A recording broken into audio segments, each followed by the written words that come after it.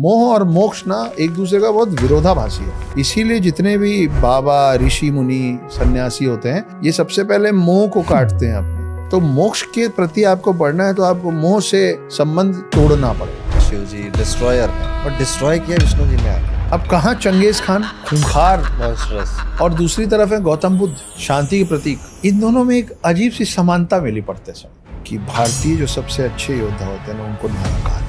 विश्व में जो मानव है उसका इतिहास है कि आप वायलेंस के बिना जी नहीं सकते। या आप मारने के लिए शस्त्र उठाएंगे या आप बचाने के लिए शस्त्र, लेकिन उठाना तो पड़ेगा। ये जो गोकुल में नागा साधु लोग अहमद शाह अब्दाली को हराए थे, गजब का फाइट दिए थे और अहमद शाह अब्दाली की आर्मी में गजब का विध्वंस मचाए थे, जबकि नंबर्स में उनके 10% नहीं थे।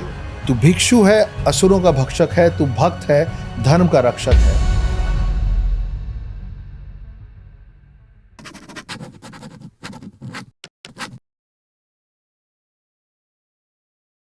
अक्षर जी, एक बार फिर से आपका बहुत बहुत स्वागत है दी अरुण पंडित शो में। तीसरी बार आज हम पॉडकास्ट करने के लिए बैठे हुए हैं जी। शायद एक साल पहले पॉडकास्ट की जर्नी शुरू करी थी और इस जर्नी में बहुत लोग मिले। कई संत महात्मा मिले, कई राइटर मिले जी। कुछ लोगों से दोस्ती हो गई, उनमें से आप एक हैं और जो दिल के करीब आ गए। I love you too. ऐसा लगता है हमारा पुराने जन्म का रास्ता है। ठीक है, इसी चीज को लेकर आज का जो पॉडकास्ट है पुनर्जन्म पे शुरू करते हैं जी। कोई स्टोरी है आपके पास पुनर्जन्म से लेकर? मेरी अपनी भी है। कुछ महानुभवों ने कुछ बातें रिसेंटली बताई मेरे बारे में, पर उस पे आने के पहले अपन इस पे थोड़ी बात कर लेते हैं कि पुनर्जन्म होता भी है कि नहीं, क्योंकि कईयों का मानना है कि नहीं होता है। मेरे और आपके जैसे लोग पुनर्जन्म को क्यों माने? आप मानते हैं पुनर्जन्म? हाँ, बिल्कुल मानता हूँ। हाँ, तो फिर ये लाइन सही है कि मेरे और आपके जैसे लोग पुनर्जन्म को क्यों मानेंगे। अब तो ये प्रमाणित हो गया है मेरे हिसाब से। क्यों? क्योंकि एक बहुत ही प्रचलित बात है, एक वाकया है शांति देवी का। सुना है आपने? नहीं। तो एक लड़की छोटी 5-7 साल की थी और उनका नाम था शांति देवी उनका नाम रखा गया था। वो जब थोड़ी सी बड़ी हुई तो अपने माता पिता को बोलने लग गई कि आप लोग मेरे को यहाँ क्यों रखे हो, मेरे को मेरे पति के पास जाना है वापस, और आप लोग मेरे को शांति देवी बोलते हो, मेरा नाम लुगदी है और मुझे लोग चौबाइन बोलते हैं। इन्होंने थोड़े दिन सीरियसली नहीं लिया, क्या बोल रही है। अब वो बातें थोड़ी और बढ़ने लग गई। बोले मेरे जो पति हैं उनके कपड़े की दुकान है, उनका नाम केदारनाथ है, मेरे 2 बच्चे हैं, मेरे को जाने दो। तो इनके घर में कोई मेहमान आया जो इस पूरी बात को सुना, और ये बात हो रही है आज़ादी के पहले की, हमारे देश के आज़ादी मतलब 47 के पहले की बात। तो वो जो मेहमान आया था उसने एक टेलीग्राम भेजा उस जगह पे जहाँ की ये बात कर रही थी, और टेलीग्राम में अपने किसी परिचित को ये लिखा कि तुम्हारे आसपास में केदारनाथ नाम का कोई आदमी है जिसकी कपड़े की दुकान है। तो वहाँ से रिस्पांस आया कि जी, केदारनाथ नाम का आदमी है और कपड़े की दुकान है। इसने इस परिवार को समझाया और इस शांति को और परिवार को लेके वहाँ जाया गया।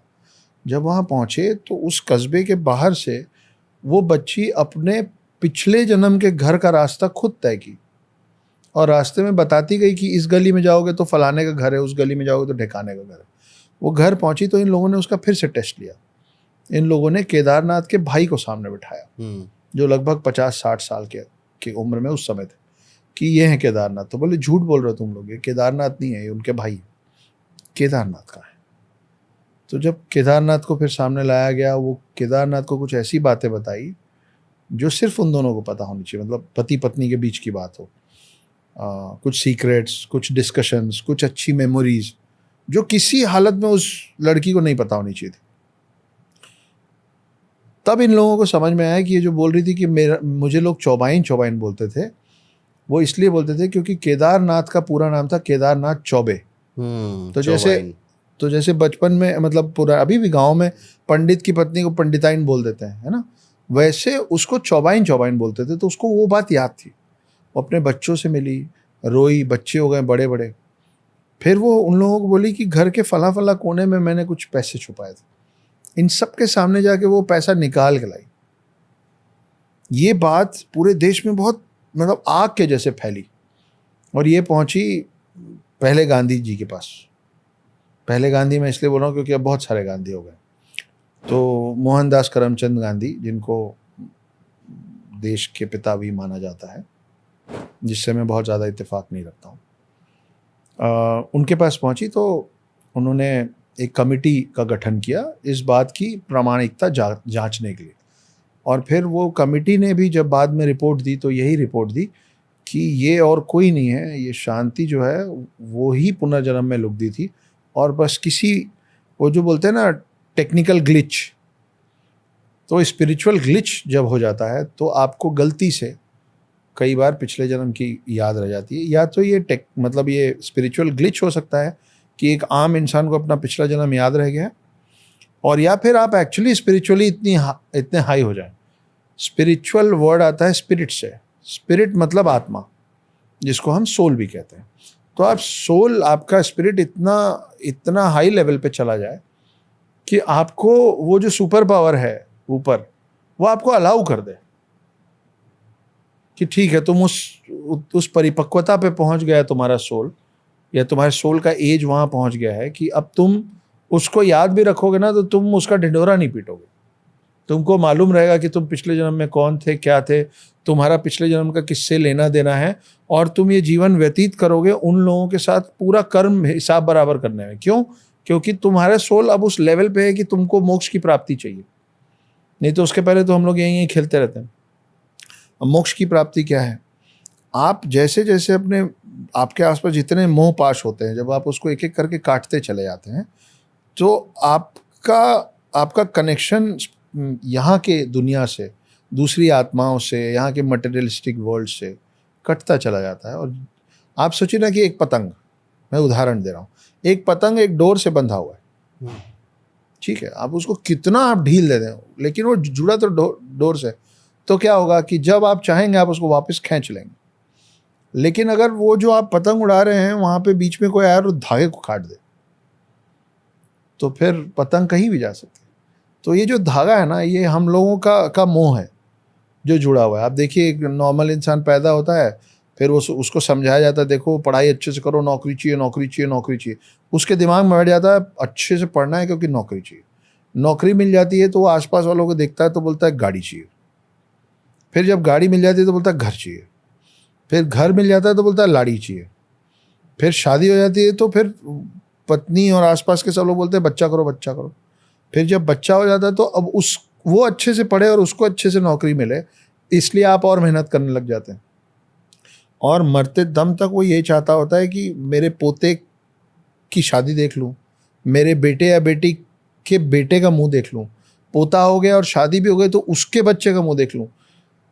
सिंपल सा उदाहरण ये है कि आप और हम कुत्ता पालना पसंद करते हैं। एक आप कुत्ता पाल लेते हैं, फिर वो कुत्ता 8 साल, 10 साल, 12 साल आपके पास रहता है, आपको बड़ा लगाव है, बहुत ख्याल रख रहे हैं आप उसका, कुत्ता भी आपसे बहुत प्रेम करता है, तो आप एक मोह के पाश में बंधे हुए।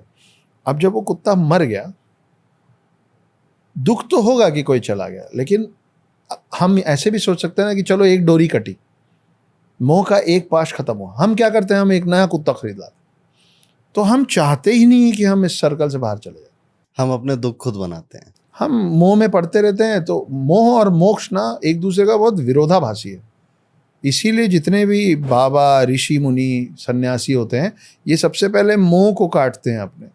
तो मोक्ष के प्रति आपको बढ़ना है तो आपको मोह से संबंध तोड़ना पड़ेगा। तो पुनर्जन्म, वो जो मोह का जो चक्र है ना, नहीं खत्म होने वाला, उसी का नाम पुनर्जन्म है मेरे ख्याल से। एक और बहुत इंटरेस्टिंग है कि बोरीवली में एक बंदा था और वो उसको थोड़े समय बाद अपना पुनर्जन्म याद आया, उसने अपने बारे में बताया। फिर उसने बताया कि पिछले जन्म में मेरा मर्डर हुआ था, मेरे 2 दोस्त थे, उनका ये नाम था, इसी शहर में इस तरीके से उन्होंने मेरा मर्डर किया था, और उसके बिना पे कोर्ट्स खुले और उन लोगों को सज़ा हुई। तो पुनर्जन्म आप और हम तो मानते ही हैं। अभी कुछ समय पहले की बात है कि मुझे अलग अलग जगहों पे अलग अलग लोग मिलते हैं। मैं आमतौर पे सभी लोगों से अपना कुंडली पढ़वाना, हाथ दिखवाना या सलाह लेना नहीं पसंद करता। लेकिन कई ऐसे लोग आपके आसपास आएंगे, आप सब क्या आते होंगे कि आप उनसे पूछ नहीं रहे लेकिन वो बता रहे हैं। तो 2 अलग अलग इंसिडेंट्स हुए पिछले कुछ दिन में, 2 अलग अलग लोगों के साथ। एक ने मुझसे कहा कि पिछले जन्म में आप उस समय में थे जब मुगल शासन था, पैदा आप भारत में ही हुए थे, इसी ज़मीन पे हुए थे, आप उस समय थे जब मुगल शासन चल रहा था और आपके शरीर के 2 टुकड़े कर दिए गए थे, 2 टुकड़े कर दिए गए। एक टुकड़ा कभी मिला नहीं और आपके परिवारजन आपके बचे आधे शरीर का वो किए थे, अंतिम संस्कार किए थे। तो साथ में टेबल में जो लोग बैठे थे उसमें से बोले हाँ ये तो ठीक है, पर क्यों आधा 2 टुकड़ा क्यों किया गया था और कौन थे ये? तो उन्होंने बोला कि ये पंडित थे, मतलब पंडित मतलब मंदिर के पंडित नहीं थे, ब्राह्मण श्रेणी में थे, तो इनके आधे शरीर का अंतिम संस्कार हुआ। अब ये सब सुनने में इंटरेस्टिंग लग सकता है और आप सुनते हैं और आप बैठ के बोलते हैं कि मगर वो व्यक्ति जो वो सब मुझे बता रहा था, उसको मैंने एक बार भी नहीं बताया, ना उसको ये पता था कि इस जन्म में मेरे माता पिता की लव मैरिज है और मेरी माँ ब्राह्मण है और मेरे पिता ब्राह्मण नहीं है। तो उस हिसाब से मैं कौन हो गया? आधा ब्राह्मण। ये बात उनको नहीं पता है, लेकिन वो बता रहे हैं कि आपके आधे शरीर का ही अंतिम संस्कार हुआ था। तो बाकी का फिर आप खुद कनेक्शन लगाइए कि यार, और मैं अभी मजाक में बोलता हूँ, मेरे आसपास वाले बोलते हैं कि हाँ बड़ा पंडित बनता है, आधा ब्राह्मण तो तू है ही ना। तो मेरे अंदर ट्रेड्स भी उस तरीके के कि मेरे को मीठा खाना बहुत अच्छा लगता है ना। मैं मजाक में बचपन से बोलता हूँ मेरे से मत लगो मैं श्राप दे दूंगा, है ना, मजाक में। लेकिन अब जब ये बात आई तो मैं मजबूर हो गया सोचने पे कि क्या। फिर एक और महानुभव मिले, उन्होंने बोला कि अच्छा बचपन से ये जो मैं अब आपको बता रहा हूँ, मैंने पहले भी कहीं बोला, बचपन से जब मैं एम्बुलेंस के सायरन की आवाज़ सुनता तो मैं परेशान हो जाता, हमेशा परेशान हो जाता। मैं थोड़ी देर के लिए ब्लैंक हो जाता, कहाँ जाता हूँ मैं ब्लैंक होकर मेरे को नहीं पता, लेकिन मैं अंदर से मेरे में बहुत ज़्यादा कुलबुलाहट होने लग जाती। तो एक महानुभव मिले, मैं उनके पास नहीं बैठना चाह रहा था, तो उन्होंने बोला कि एक बात बता देता हूँ, ठीक लगे तो बैठ जाना, आप किसी का तिरस्कार भी नहीं कर सकते ना। तो ठीक है साहब बता दो।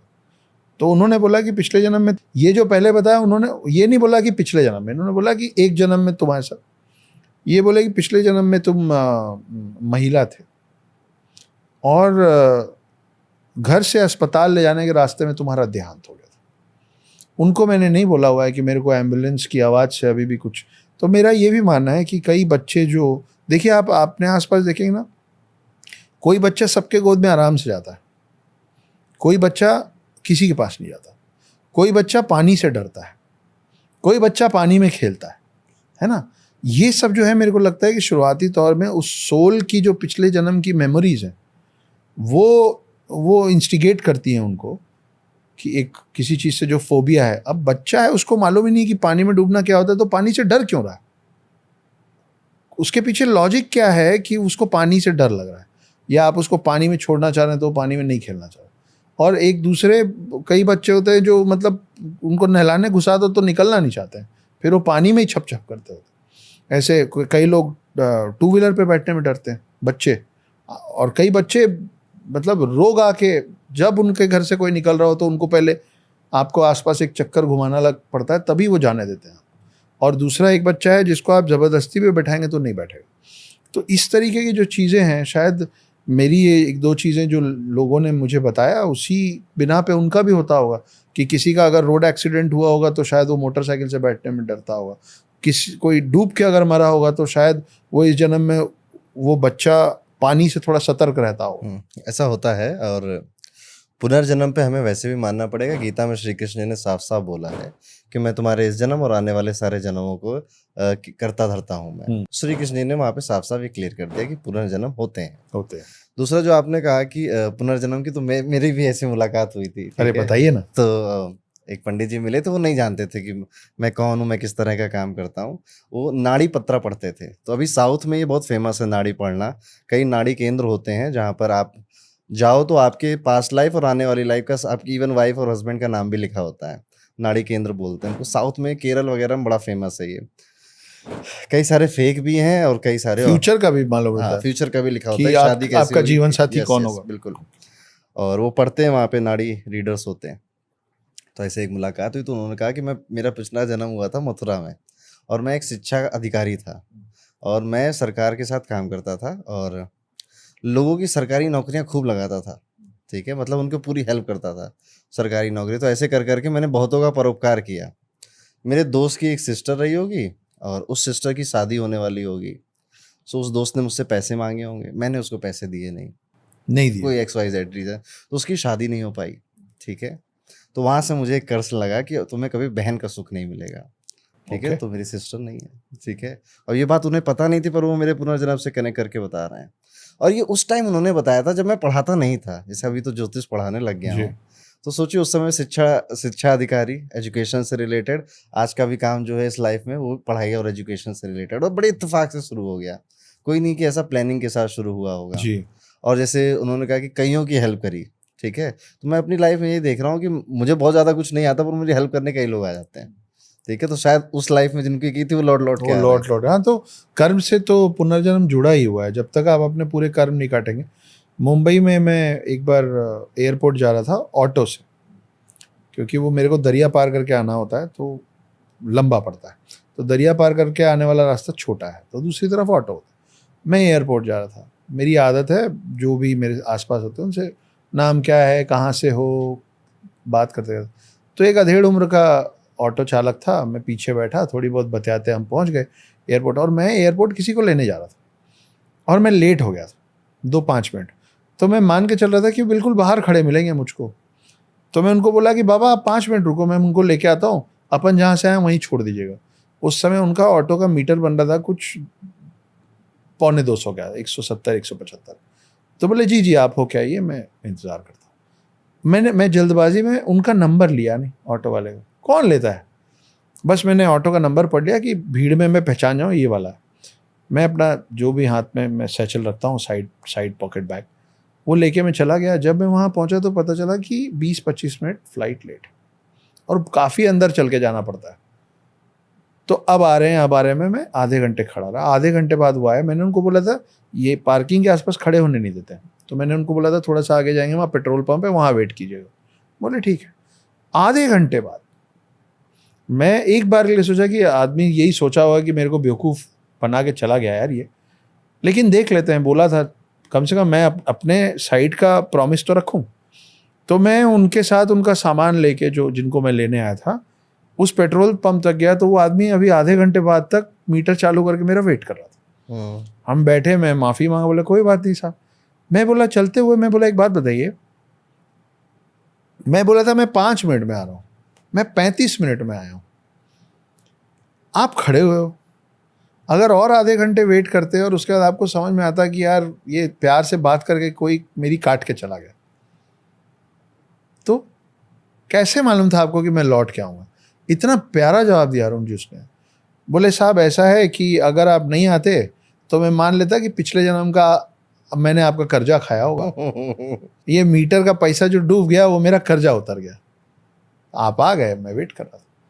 तो हमारे में तो कम पढ़ा लिखा गांव का अनपढ़ गंवार भी ये मानता है कि पुनर्जन्म होते हैं, और हम और आप क्या माने, हमारे तो ग्रंथों में लिखा हुआ है।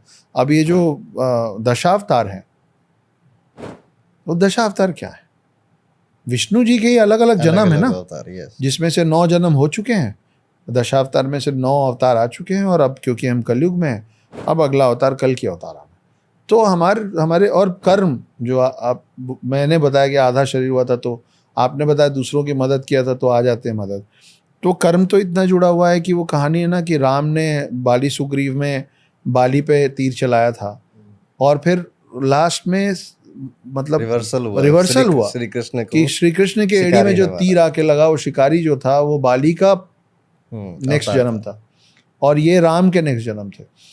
तो हमारे तो हम ना माने ऐसा हो ही नहीं सकता। अब जैसे आपने बीच में भी फोबिया की बात करी थी जी, और जैसे ये जन्म की और कर्मों की बात कर रहे हैं, ज्योतिष में इसको पढ़ने के भी तरीके हैं। इसे हम ज्योतिष में कहते हैं पेंडिंग लाइफ कर्मा या पेंडिंग लाइफ टेक्निक, जिससे ये पता चलता है कि इस लाइफ में आपका कौन सा कर्म पेंडिंग है। और वहां पर अभी पूरा बताना तो संभव नहीं है, लेकिन वो रिश्ते आपको मिलते हैं, वो लोग आपसे टकराते हैं, जो कि पिछले जन्म में आपसे कनेक्टेड थे, कुछ पेंडिंग रह गया है। ठीक है, तो होता ना कि कुछ कुछ को ऐसी वाइफ मिल जाती है खून पीने वाली, तो पास्ट लाइफ में आपने पिया था खून, तो आपका कर्मा पेंडिंग है, इसलिए वो मिल रही है। तो इसलिए मेरे को ड्रैकुली मिल रही है। ऐसा होता है। और जैसे धनु राशि अगर फर्स्ट हाउस में हो तो इनमें आप देखोगे 85% लोगों को ऊंचाई से डर लगता है। हाँ। ये कुंडली से बताया जा सकता है कि आपका फोबिया क्या है। तो ये पास्ट लाइफ का एक कर्मा धनु राशि फर्स्ट हाउस में अगर बैठी हो तो ये लेकर आते हैं। ऐसे कई सारी चीजें होती हैं। वो अभी आपने दशा अवतार का नाम छेड़ दिया है जी। सो इस पे मैं थोड़ा बताऊं, फिर हम कल्कि की बातें करेंगे। ठीक है। ज्योतिष में कॉन्सेप्ट होता है कि ये जो 9 अवतार हुए हैं ये 9 ग्रहों से रिलेटेड हैं। ठीक है। और 9 ग्रह हमारी 12 राशियों से रिलेटेड हैं। ऐसे ही जो भी राशि आपकी है उसके डाइटी से आपका जीवन कनेक्टेड होता है। ठीक है। जैसे अगर हम बात करें मेष राशि वालों की, ठीक है, तो जिसके फर्स्ट हाउस में मार्स है या जो मेष राशि का व्यक्ति है, ऐसे व्यक्ति अपनी लाइफ स्टोरी नर्सिंग से कनेक्टेड पाएंगे। नर्सिंग भगवान का अवतार हुआ कि किस लिए? एक काम के, एक टास्क कंप्लीट करने के लिए, कि हम पैदा होंगे, हम अवतार लेंगे, हिरण्यकश्यप को मारना है, काम ओवर, टास्क ओवर। ऐसे ही मेष राशि वाला का नेचर है, टास्क मास्टर। काम बताओ, काम करके देना है। उनको बोल दो कि भाई पहाड़ तोड़ना, वो तोड़ने चले जाएंगे। Okay, they don't think too much, बहुत ज़्यादा सोच विचार के काम नहीं करती, इम्पल्सिव होते हैं। नर्सिंग जैसे जो करना है वो करना है। ठीक है, थिंग डन करनी है बस। अब जैसे वृषभ राशि पे आए तो वृषभ राशि के लोगों का कनेक्शन होता है परशुराम जी से। ठीक है।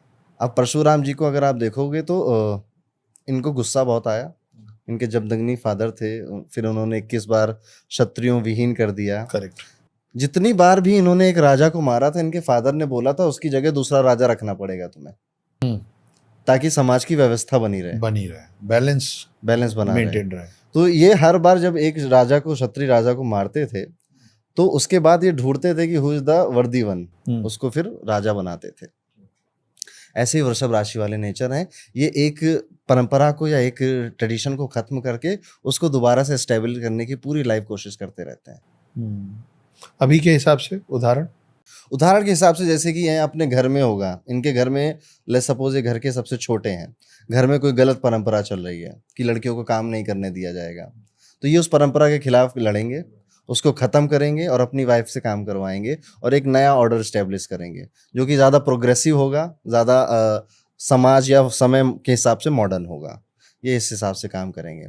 ऐसे ही अगर हम भगवान श्री राम को ले लें तो उन्हें सूर्यवंशी कहा जाता है।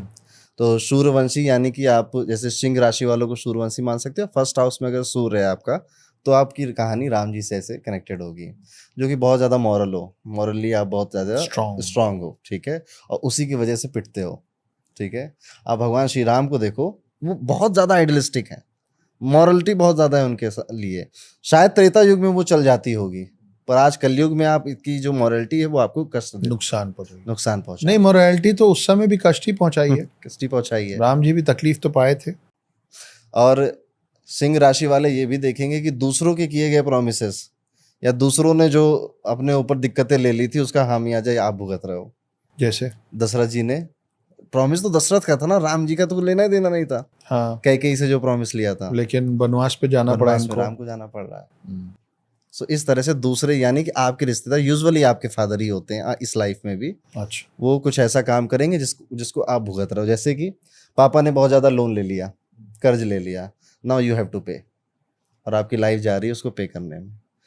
सो ये सिंह राशि, और आप उस चीज से मतलब आप उससे अपने आप को अलग नहीं करते है ना। मतलब आप ये नहीं बोलते हैं कि भाई जिससे लिया उससे बात करो। आप राम है ना, ये सूर्यवंशी है, ये राम है।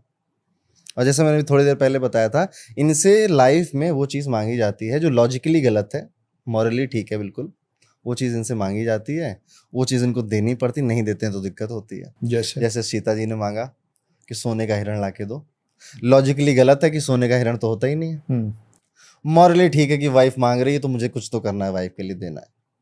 सो इस तरह की सिचुएशंस भी जब ये 40s के एज के आसपास पहुंचते हैं तो इनके साथ होने लग जाता है। अब हम अगर श्री कृष्ण के अवतार की बात करें तो ये रिलेट करता है कर्क राशि से, जिनके फर्स्ट हाउस में चंद्रमा बैठा है या फिर जो कर्क राशि के हैं, श्री कृष्ण से रिलेटेड लाइफ। श्री कृष्ण ने हर वक्त वो काम किया है जो लोगों ने उनसे एक्सपेक्ट नहीं किया है।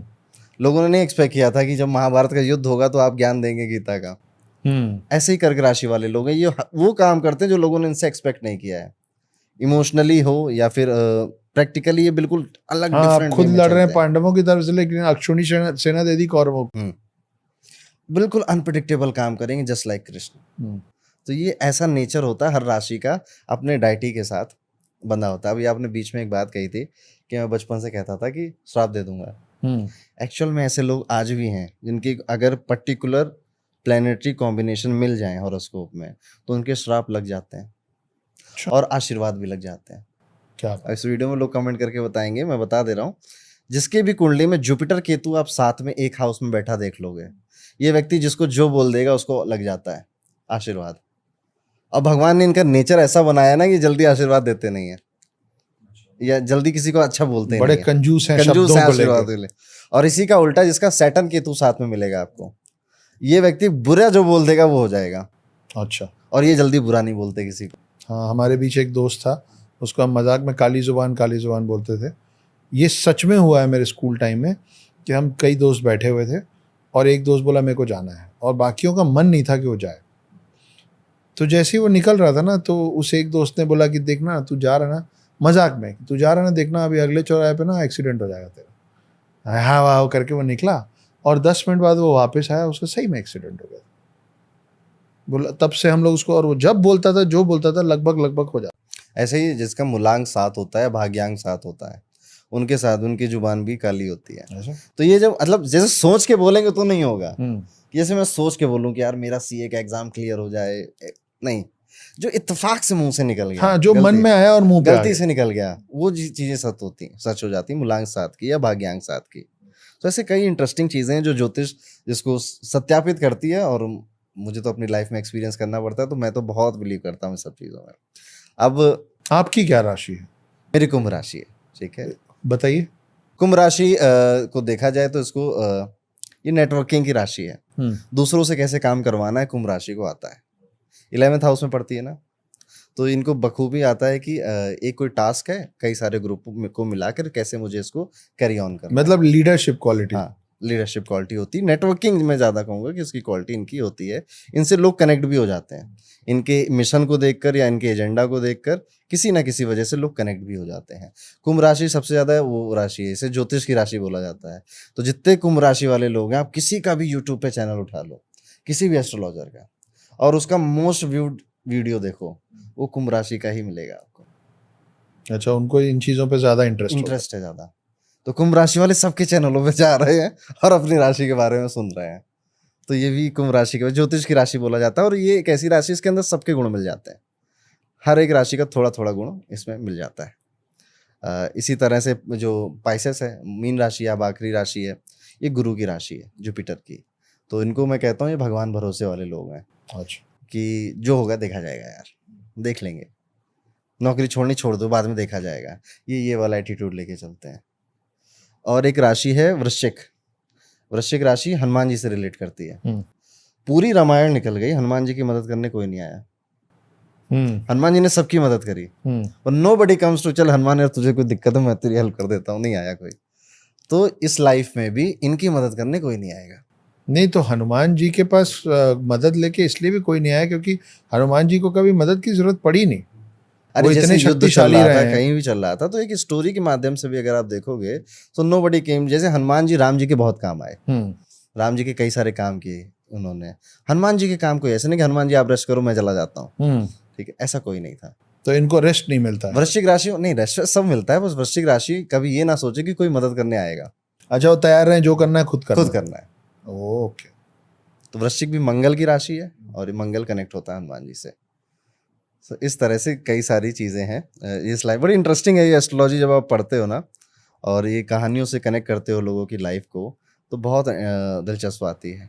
चलिए, सब बातें हैं, मेन बातों पे आते हैं। कल की, ठीक है जी। सो कल की अवतार के बारे में कोई नई दशावतार की बात कर रहे थे। दशावतार, यस। कल्कि अवतार के बारे में देखिए, नया बता पाना इसलिए कठिन है क्योंकि कल्कि कोई ऑलरेडी आए हुए अवतार है नहीं। आप उनके बारे में वही बता सकते हैं जो कल्कि पुराण में आपके लिए लिखा गया हो। अभी जैसे आप बोल रहे थे ना, नाड़ी पढ़ के वो लोग आपका फ्यूचर भी बता देते हैं। तो हो सकता है कि विष्णु जी के किसी अवतार की नाड़ी किसी ने पढ़ी होगी, नहीं, मैं सीरियस हूँ। हो सकता है। है ना कि हाँ, आपको और मेरे को यहाँ बैठ के कैसे पता है कि कल्कि अवतार आएंगे? तो कल्कि अवतार के पहले आखिरी अवतार कौन थे? कृष्ण थे। कृष्ण ही रहे हैं अभी गौतम आखिरी, बुद्ध। सॉरी गौतम बुद्ध। लेकिन गौतम बुद्ध दो हैं, पता है ना आपको? नहीं, ये नहीं पता। ये जो बुद्धिज्म वाले गौतम बुद्ध हैं, वो आपके दशावतार के गौतम बुद्ध नहीं है, वो दूसरे गौतम बुद्ध हैं। उस थोड़ा पर एक्सप्लेन करेंगे? वो हम अलग से बात करेंगे। उस पर अभी मेरा थोड़ी सी पढ़ाई बची हुई, थोड़ा सा मेरे को और क्लैरिटी चाहिए बोलने के पहले। तो हो सकता है कि बुद्ध की नाड़ी किसी ने पढ़ी होगी और बता दिया होगा, उस समय शायद लिखाया होगा कि इनका अगला जो रूप होने वाला है वो इस तरीके से होगा जिसका नाम कल्कि होगा। तो इसलिए आपको और मुझको कुछ चीज़ें पता है। क्या पता है? कि उनके पिता का नाम विष्णु यश होगा, उनकी मदर का नाम, मतलब विष्णु यश की पत्नी का नाम सुमति होगा। उनकी जो शादी होगी, अभी आपने बोला था नाड़ी पढ़ के आपकी पत्नी आपका जीवन साथी बताया जा सकता है, तो लिखा हुआ है कल्कि पुराण में कि उनकी पत्नी का नाम पद्मावती होगा। वो दीपिका पादुकोण जी वाला पद्मावती नहीं, आने वाले समय में। तो उनका नाम पद्मावती होगा। उनके 2 बच्चे होंगे, उनका नाम जय और विजय होगा। उनके पास ऐसा जो तस्वीरों में और लेखन में जो डिपिक्शन है, जो मुझे लगता है कि अब समय के साथ थोड़ा बहुत असल में चेंज हो जाएगा जब वो आएंगे, कि वो सफ़ेद रंग के घोड़े पे होंगे तलवार लेके, है ना। ये इस चीज़ के होने में मेरे को थोड़ा संशय लगता है, क्योंकि अब वो वक्त नहीं है। लेकिन वो जो घोड़ा है ना, वो असल में गरुण है। वो ये माना गया है कि गरुण का अवतार जो है, जो घोड़े के रूप में, सफ़ेद घोड़े के रूप में आएगा। तो विष्णु जी का अवतार कल्कि गरुण के अवतार सफ़ेद घोड़े पे बैठ के और तलवार लेके निकलेगा अधर्म का नाश करने। और एक वो था कि किसी गांव का नाम लेते हैं इस गांव में। जी, संभाला बोलते हैं, संभाला गांव बोलते हैं। संभाला को लेके भी थोड़ा सा मतभेद है, क्योंकि संभाला साउथ में बहुत पहले था एक गांव, तिरुवनंतपुरम के आसपास, जो तिरुवनंतपुरम की जगह है उसके आसपास संभाला नाम से गांव होता था। लेकिन आज जब आप देखते हैं तो संभाला एक मिस्टीरियस सी जगह है ना, जिसको संभाला कहते हैं, शैंग्रीला कहते हैं और ज्ञानगंज कहते हैं, जो कैलाश पर्वत में एक हिडन शहर है, जिसमें सप्तऋषि रहते हैं, जिसमें आपके जो 7 चिरंजीवी हैं वो रहते हैं। और इसके आगे जो मैं बोल रहा हूँ वो मेरा मानना है ना, ये मेरा अपना थ्योरी है, मैंने ये कहीं पढ़ा नहीं।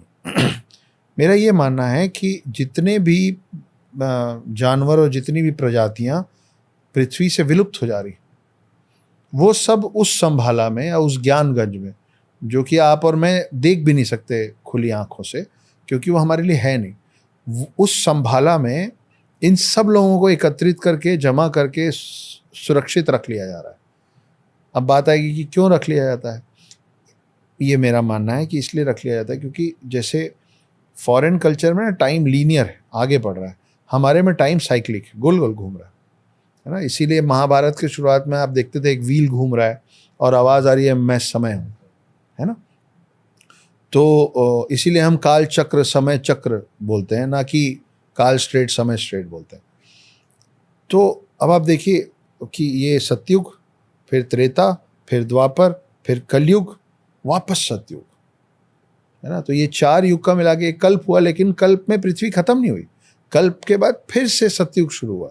तो ये जो शेप बना, वो शेप बना डमरू का, है ना। तो इसीलिए हमारे शिव जी हाथ में लेके डुक डुक डुक डुक डुक डुक डुक डुक कर रहे हैं। प्रलय कौन लाता है? एक कल्प का अंत कौन करता है? शिव करते हैं। लेकिन इस डमरू का जो शेप है, जो बो का शेप होता है, उसको आप जल्दी जल्दी पेन चलाते जाएंगे ना, आपको पता भी नहीं चलेगा कि कब वो जल्दबाजी में कॉर्नर राउंड हो गया। तो इन्फिनिटी का सिंबल क्या है? लेटा हुआ टेढ़ा 8, है ना। तो इन्फिनिटी का सिंबल और ये जो मैं आपको बना रहा हूँ, ये सब एक जैसा है, काफ़ी हद तक सिमिलर है। तो आप सोचिए कि एक कलयुग का अंत आएगा, कल्कि आएंगे, वो कली को 7 चिरंजीवियों की मदद से पराजित करेंगे, और उसके बाद फिर प्रलय आएगा और फिर सब कुछ खत्म हो जाएगा। लेकिन फिर सतयुग शुरू होगा। तो आपको सतयुग फिर से शुरू करने के लिए वो सारे खिलाड़ी फिर चाहिए ना। तो इसको इस माध्यम से समझिए कि आप और हम बैठ के चेस खेल रहे हैं, उसमें हाथी, घोड़ा, ऊंट हमने सब सजाया, हमने गेम शुरू किया, सबका प्लेसमेंट चेंज हुआ, किसी ने किसी को विलुप्त किया, फिर हमने, अब जो गोटियां कट जाती हैं उसको हम फेंक नहीं देते हैं, उसको हम टेबल पे साइड में रखते जाते हैं। जब वो पूरा गेम खत्म होता है, मतलब कलयुग खत्म हुआ, प्रलय आ गया, ठीक है, तो हम उन सारी गोटियों को उसी शतरंज के अंदर डाल के डब्बा बंद कर देते हैं। क्यों बंद कर देते हैं? इसलिए क्योंकि जब हम फिर से शतरंज की बिसात बिछाएंगे तो हमको फिर हाथी को हाथी की जगह, ऊँट को ऊँट की जगह, घोड़े को घोड़े की जगह प्लेस करके नया खेल शुरू करना है। तो यही है सतयुग की, इसलिए ज्ञानगंज में उन सारे लोगों को, सारे प्रजातियों को जो यहाँ पे एक्सटिंक्ट हम कर रहे हैं, ऑल थैंक्स टू अस, विलुप्त कर दे रहे हैं, वो सब वहाँ पे सुरक्षित रख लिए जा रहे हैं Preserve फिर किए से सतयुग शुरू करने का। तो अब कलयुग में कल्कि का आना बचा है। जब ये सब होगा तो फिर ये सब कुछ सेम होगा, ज़्यादा से ज़्यादा थोड़ा बहुत फ़र्क हो सकता है कि अगली बार आप यहाँ बैठे होंगे, मैं वहाँ बैठा हूँ, मेरा कुर्ता ये 2 रंग का होगा, आपका प्लेन येलो होगा। जैसे अभी आपने कहा कि शिव जी डिस्ट्रॉयर हैं, जी। बट अगर आप ध्यान से देखो ना तो शिव जी ने सारे राक्षसों को वरदान दिए हैं, मजे मजे के, हाँ बेटा तेरा भी भला होगा, तो हाँ ठीक है ले जाओ ले जाओ, और डिस्ट्रॉय किया विष्णु जी ने आके। सारे अवतार आए विष्णु जी के, उन्होंने राक्षसों को मारा। सच बात। तो ये एक बात देखने को बड़ी दिलचस्प मिलती है, पर हम यूजुअली मानते हैं कि उनका रुद्र अवतार सब डिस्ट्रॉय कर देगा। नहीं, इसमें बड़ा सा फर्क है अरुण जी। फर्क ये है कि ये राक्षसों को जब जब वरदान मिला है तो विष्णु ने राक्षसों का संहार किया है, लेकिन विष्णु जी ने राक्षसों का संहार क्यों किया है? मानव जाति और पृथ्वी को बचाने के लिए किया है, क्योंकि वो इतने शक्तिशाली हुए हैं कि वो पृथ्वी को खत्म करने की कोशिश करते हैं। तब विष्णु जी आके उनको कमजोर करते हैं ताकि पृथ्वी चलती रहे। लेकिन शिव जी को डिस्ट्रॉयर इसलिए बोला गया है क्योंकि शिव जी का तीसरा नेत्र जिस दिन खुलेगा उस दिन पूरा पूरा पृथ्वी ही डिस्ट्रॉय हो जाएगा, ब्रह्मांड डिस्ट्रॉय हो जाएगा। तो आप देखिए कितनी कमाल की बात है कि हम शिव जी के साथ ये एक शब्द जो पूरे पृथ्वी लोक में इतना प्रचलित है वो है ओम, है ना। तो आप और हम सब किए होंगे कभी ना कभी, जब हमको सिखाया जाता है कि आंख बंद करो और लंबा बोलो ओम, तो हम ओ तो एक बार बोलते हैं, फिर क्या चलता है ना। तो ओम शब्द पहली बार पूरे ब्रह्मांड में किसने बोला था? शिव जी ने, ब्रह्मा जी। ब्रह्मा जी ने पहली बार ओम का उच्चारण किया था। और आप देखिए कि अब जाके जब साइंटिस्ट वगैरह ने आउटर स्पेस का साउंड निकाला कि स्पेस का साउंड क्या है, तो उसका साउंड यही है, ऐसी आवाज है पूरे ब्रह्मांड में।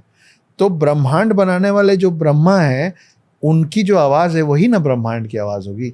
तो ब्रह्मा के मुंह से जो ओम निकला है, और इसीलिए जब हम मेडिटेट करते हैं, हम किसी चीज की चाहत करते हैं तो हम ओम बोलते हैं, क्योंकि जब तक आपकी एनर्जी उस एनर्जी से तालमेल नहीं बैठाएगी तब तक कैसे वो जो बोलते हैं ना सारा ब्रह्मांड, सारी कायनात उसको सच करने में लग जाती है। तो सच करने में तभी लगेगी जब आपकी बात वहां तक पहुंचेगी, और आपको आपकी बात पहुंचानी है तो आपको जिस तक बात पहुंचानी है आपको उसकी भाषा में बात पहुंचानी पड़ेगी।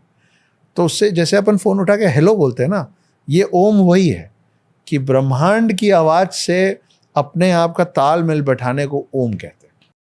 क्या बात। एक चीज मैं ज्योतिष करते करते अनुभव होती है कि कोई इत्तेफाक नहीं होते लाइफ में, हाँ, नहीं। कोई कोइंसिडेंसेस नहीं होते।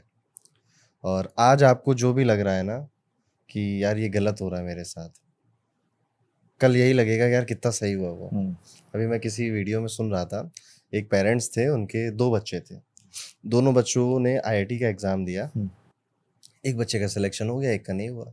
अब पेरेंट्स बहुत दुखी, यार ये डिमोटिवेट हो जाएगा कि मेरा भाई चला गया आईआईटी, मैं नहीं कर पाया, मैं नॉर्मल से कॉलेज में पढ़ा हूँ। पेरेंट्स बड़े परेशान। 1 साल 2 साल बीतता है और तो ये जो आईआईटी वाला लड़का था घर आया हुआ था, तो वापस जा रहा था, तो जिस बस से जा रहा था उस बस का एक्सीडेंट हो जाता है, उसकी डेथ हो जाती है। अब पेरेंट्स को लग रहा है कि यार अभी दोनों भाई जा रहे होते बस से, दोनों की डेथ हो जाती। Now they are happy.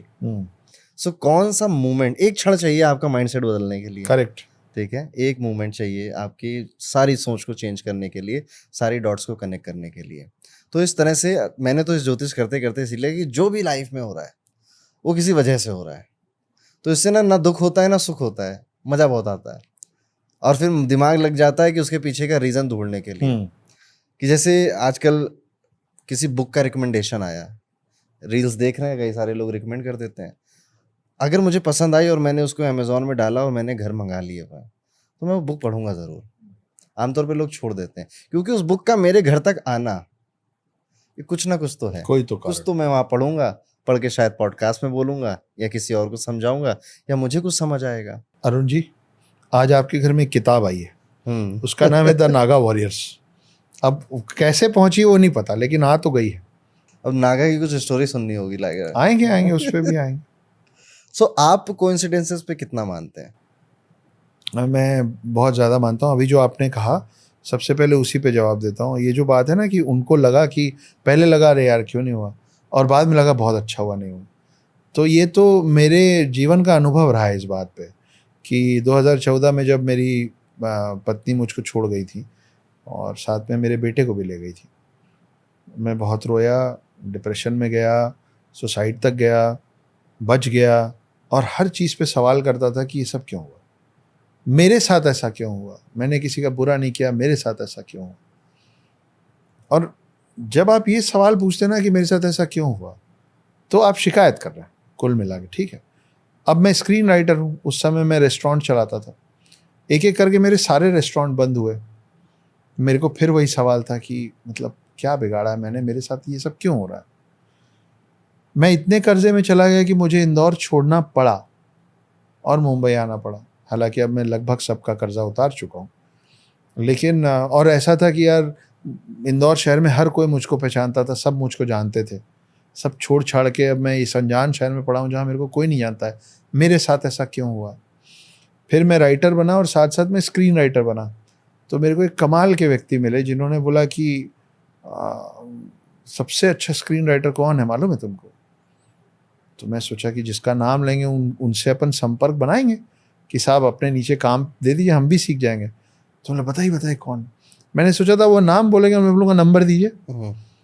तो उन्होंने बोला सबसे अच्छे स्क्रीन राइटर ना भगवान है, क्योंकि वो, अच्छा आपको कौन सी फिल्में देखने में मज़ा आता है, ये मैं मानव स्वभाव की बात कर रहा हूँ, आपको वो फिल्में देखने में मज़ा आता है जिसका अंत आपको ना पता हो। सस्पेंस फिल्में अच्छी लगती हैं, और आप उस कोई भी फिल्म को या किसी भी किताब को या कोई सुनने वाली कहानी को भी क्यों सुनते हैं मालूम, क्योंकि आप जिज्ञासु हैं, मिस्ट्री चाहिए, आप जानना चाहते हैं अब इसमें आगे क्या होगा, है ना। तो इसीलिए भगवान जी आपके जीवन में इतने सारे ट्विस्ट एंड टर्न्स डालते हैं और इतने सरप्राइजिंग एलिमेंट्स आते हैं कि आप इस, मतलब फिर जीने में मज़ा क्या रहेगा। अगर मैं आपको फिल्म का आखिरी सीन सबसे पहले सुना दूं, अगर आप सोचिए कि एक फिल्म शुरू हो रही है कि और हीरो हीरोइन साथ मिले और बचे पूरे जीवन खुशी से रहे, अब मैं बताता हूं क्या बचा। फिर आपको मालूम ही है कि जो भी चैलेंजेस आएंगे, जो भी प्रॉब्लम्स आएंगी, लेकिन लास्ट में ये दोनों मिल जाएंगे, हैप्पी एंडिंग। आपका पेट भर गया, है ना। तो हमको थोड़ी सी भूख लगी रहनी चाहिए। खाना खाने का स्वाद तब आता है जब भूख लगी हो। पानी पीने में ठंडक और आपको तृप्ति तब मिलती है जब प्यास लगी हो। तो इसलिए भगवान जी सबसे अच्छे स्क्रीन प्ले राइटर हैं। तो जब मैं स्क्रीन प्ले राइटर बना तो मेरे को ये समझ में आया, और साथ में ये जो सवाल था ना मेरा कि ये सब मेरे साथ क्यों हो रहा है सब, अब जब मैं पलट के देखता हूँ तो मेरे को लगता है कि वो सब जो हुआ, वो सब लोग जो मेरा साथ छोड़े, वो सबको कभी ना कभी मिलके थैंक यू बोलना पड़ेगा। वो तो उधार चढ़ गया अपने ऊपर, क्योंकि मैं 5 की जगह 7, 8, 10 रेस्टोरेंट कर लेता, लेकिन मैं मुंबई कभी नहीं आता, मैं लेखक कभी नहीं बनता, और अगर ये सब नहीं होता तो अरुण जी के साथ बैठ के हम बात नहीं करते, पॉडकास्ट नहीं कर रहे होते। तो जो होता है अच्छे के लिए होता है, इसमें कोई दो राय नहीं। अब कोइंसिडेंसेस पे आ जाते हैं। कोइंसिडेंस, आपने वो सुना है एक शब्द है डेजावू, है ना, कि कई लोगों को ऐसा लगता है कि उनको पहले से एक हल्का सा आभास हो जाता है कि ये होने वाला है, या जब वो घटता रहता है तो उनको लगता है ये हो चुका है, हालांकि वो उसको बदल नहीं पाते, है ना। टाइटैनिक सुना है मैंने, आपको 2-3 बहुत बड़े कोइंसिडेंसेस जो हुए हैं विश्व में, मैं आपको उसका उदाहरण देता हूँ। आपने टाइटैनिक के बारे में सुना है, फिल्म भी देखी ही होगी। टाइटैनिक का जो असली इंसिडेंस हुआ था, उसके कई साल पहले एक राइटर ने, रॉबर्टसन उनका सरनेम था आई थिंक, उन्होंने एक किताब लिखी थी जिसका नाम था फ्यूटिलिटी। फ्यूटिलिटी में उन्होंने लिखा था कि एक बहुत बड़ा जहाज बना, और ये उनकी काल्पनिक कथा थी, फिक्शन स्टोरी थी, कि एक शिप है जो कभी डूब ही नहीं सकती, और उन्होंने कहानी के अंदर उस शिप का नाम रखा था टाइटन। और वो अपने पहले सफर पे निकलती है, एक पानी में डूबे बड़े से आइसबर्ग से टकराती है और ध्वस्त हो जाती है। और उसमें जो लोग मरते हैं, उसमें ज़्यादातर लोग इसलिए मरते हैं क्योंकि उस शिप ने ये सोच रखा था कि ये तो डूब ही नहीं सकता, तो उन्होंने जितने पैसेंजर्स चढ़ाए थे उतने लाइफ बोट्स नहीं रखे थे। और फिर उसके कई साल बाद असल में एक शिप बनता है जिसको नाम दिया जाता है टाइटैनिक द अनसिंकेबल, कि ये मान लिया गया था कि ये डूब नहीं सकता। वो अपने पहले सफ़र पे निकलता है, आइसबर्ग से रात में टकराता है, और कहानी में भी अंधेरे में रात में आइसबर्ग से टकराता है और वो डूब जाता है। और उसमें भी ज़्यादातर लोगों की मौत इसलिए होती है क्योंकि उसमें लाइफ बोट्स की कमी थी। तो अब आप इसको क्या कहेंगे? डेजावू कहेंगे या फिर कोइंसिडेंस कहेंगे? वैसे ही एक और बात है कि जब फर्स्ट वर्ल्ड वॉर चालू हुआ था, मेरे ख्याल से जुलाई में हुआ था, 1914 जुलाई में चालू हुआ था। वो जिस व्यक्ति के मरने पे चालू हुआ था ना, उनका नाम था आर्कड्यूक फर्नांडिस या फ्रांसिस, उनको आर्कड्यूक, मेनली आर्कड्यूक बोलते हैं। वो अपनी कार में जा रहे थे, अपनी गाड़ी में जा रहे थे, उस समय पुरानी कार जो ऊपर से खुली रहती थी उसमें जा रहे थे, और एक आदमी कहीं से आया और उनको गोली मार दिया। उस आदमी के मरने की वजह से फर्स्ट वर्ल्ड वॉर शुरू हुआ। बाकी सब आपको मिल जाएगा, पढ़िएगा। जुलाई 1914 में जो फर्स्ट वर्ल्ड वॉर चालू हुआ वो ख़त्म हुआ नवंबर 1918 में, लगभग 4.5 साल, लगभग है ना, ये चला।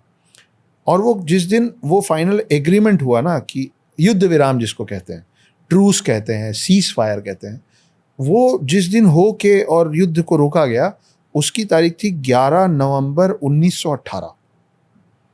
ये जो ट्रूस साइन होता है ना, एक शब्द है, ए से एक शब्द है जिसका मतलब यही होता है। तो जिस दिन ये एग्रीमेंट साइन हुआ था ना, उसका एक शब्द है, उसको बोलते हैं आर्मिस्टिस। आर्मिस्टिस का मतलब यही होता है, ट्रूस, सीज फायर, युद्ध विराम। वो हुआ था 11 नवंबर 1918 को।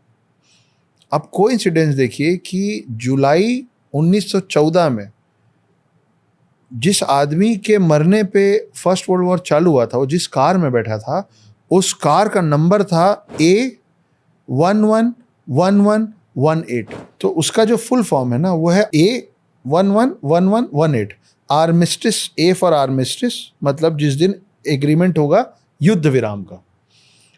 1111, 11 नवंबर और 1818।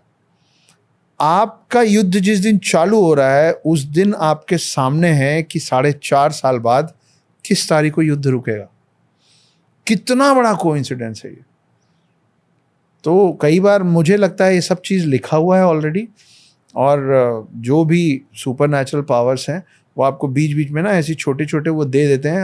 आपको कभी समय पे दिख जाता है, कभी देर समय के बाद। ऐसे वो जो लेजेंडरी सिंगर सिद्धू मूसेवाला जी, उनका सॉन्ग निकला था 295, और उनको गोली जब उनको मार के उनकी हत्या की गई 29 मई को ही की। तो 295 29 मई। ओह, तो ये भी एक कोइंसिडेंस। आपके जो 3 धुरंधर खिलाड़ी हैं, सहवाग, रोहित शर्मा, सचिन तेंदुलकर, इन तीनों ने जब पहला 200 रन मारा, वो तीनों मैच हमने 153 रन के डिफरेंस से जीता। तीनों मैच। तो ये 3 अलग अलग प्लेयर ने जब पहली बार 200 मारा, तो वो तीनों मैच आप 153 रन के फर्क से जीतते हैं। और देखिए 153 का जो टोटल है ना, वो 9 है। 9 नंबर से आपका बहुत पुराना रिश्ता रहा है। 9 नंबर से मेरे बहुत, मैं ज़्यादा 9 नंबर के बारे में सोचूंगा मैं ऑब्सेस्ड हो जाऊंगा उस। कुछ बताइए। वैसे तो बहुत सारी चीज़ें हैं 9 के आसपास, पर रिसेंटली अभी मुझे मेरे एक रीडर ने इंस्टाग्राम पे मैसेज किया कि अक्षत जी, मैं आप द हिडन हिंदू किताब आपकी दूसरी तीसरी बार पढ़ रहा था।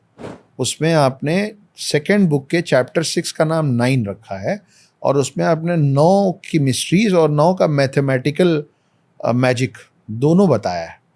तो जब मैं बार बार इस किताब को पढ़ रहा था तो मुझे एक चीज़ ध्यान में आई, नोटिस की मैंने कि आपने बुक नंबर 1 से लेके बुक नंबर 3 तक जितने भी ऐसे फिगर्स लिखे हैं किताब में जो कि आपकी कल्पना थी, फिक्शन, कि भाई इतना इतना मीटर नीचे, इतने इतने 100 साल पहले, है ना, इतने इतने दिन पहले, इतने इतने ऊपर, जहाँ जहाँ आपने फिगर, डिग्रीज, हीट की डिग्री, वो सब का अलग अलग अलग अलग टोटल 9 आता है।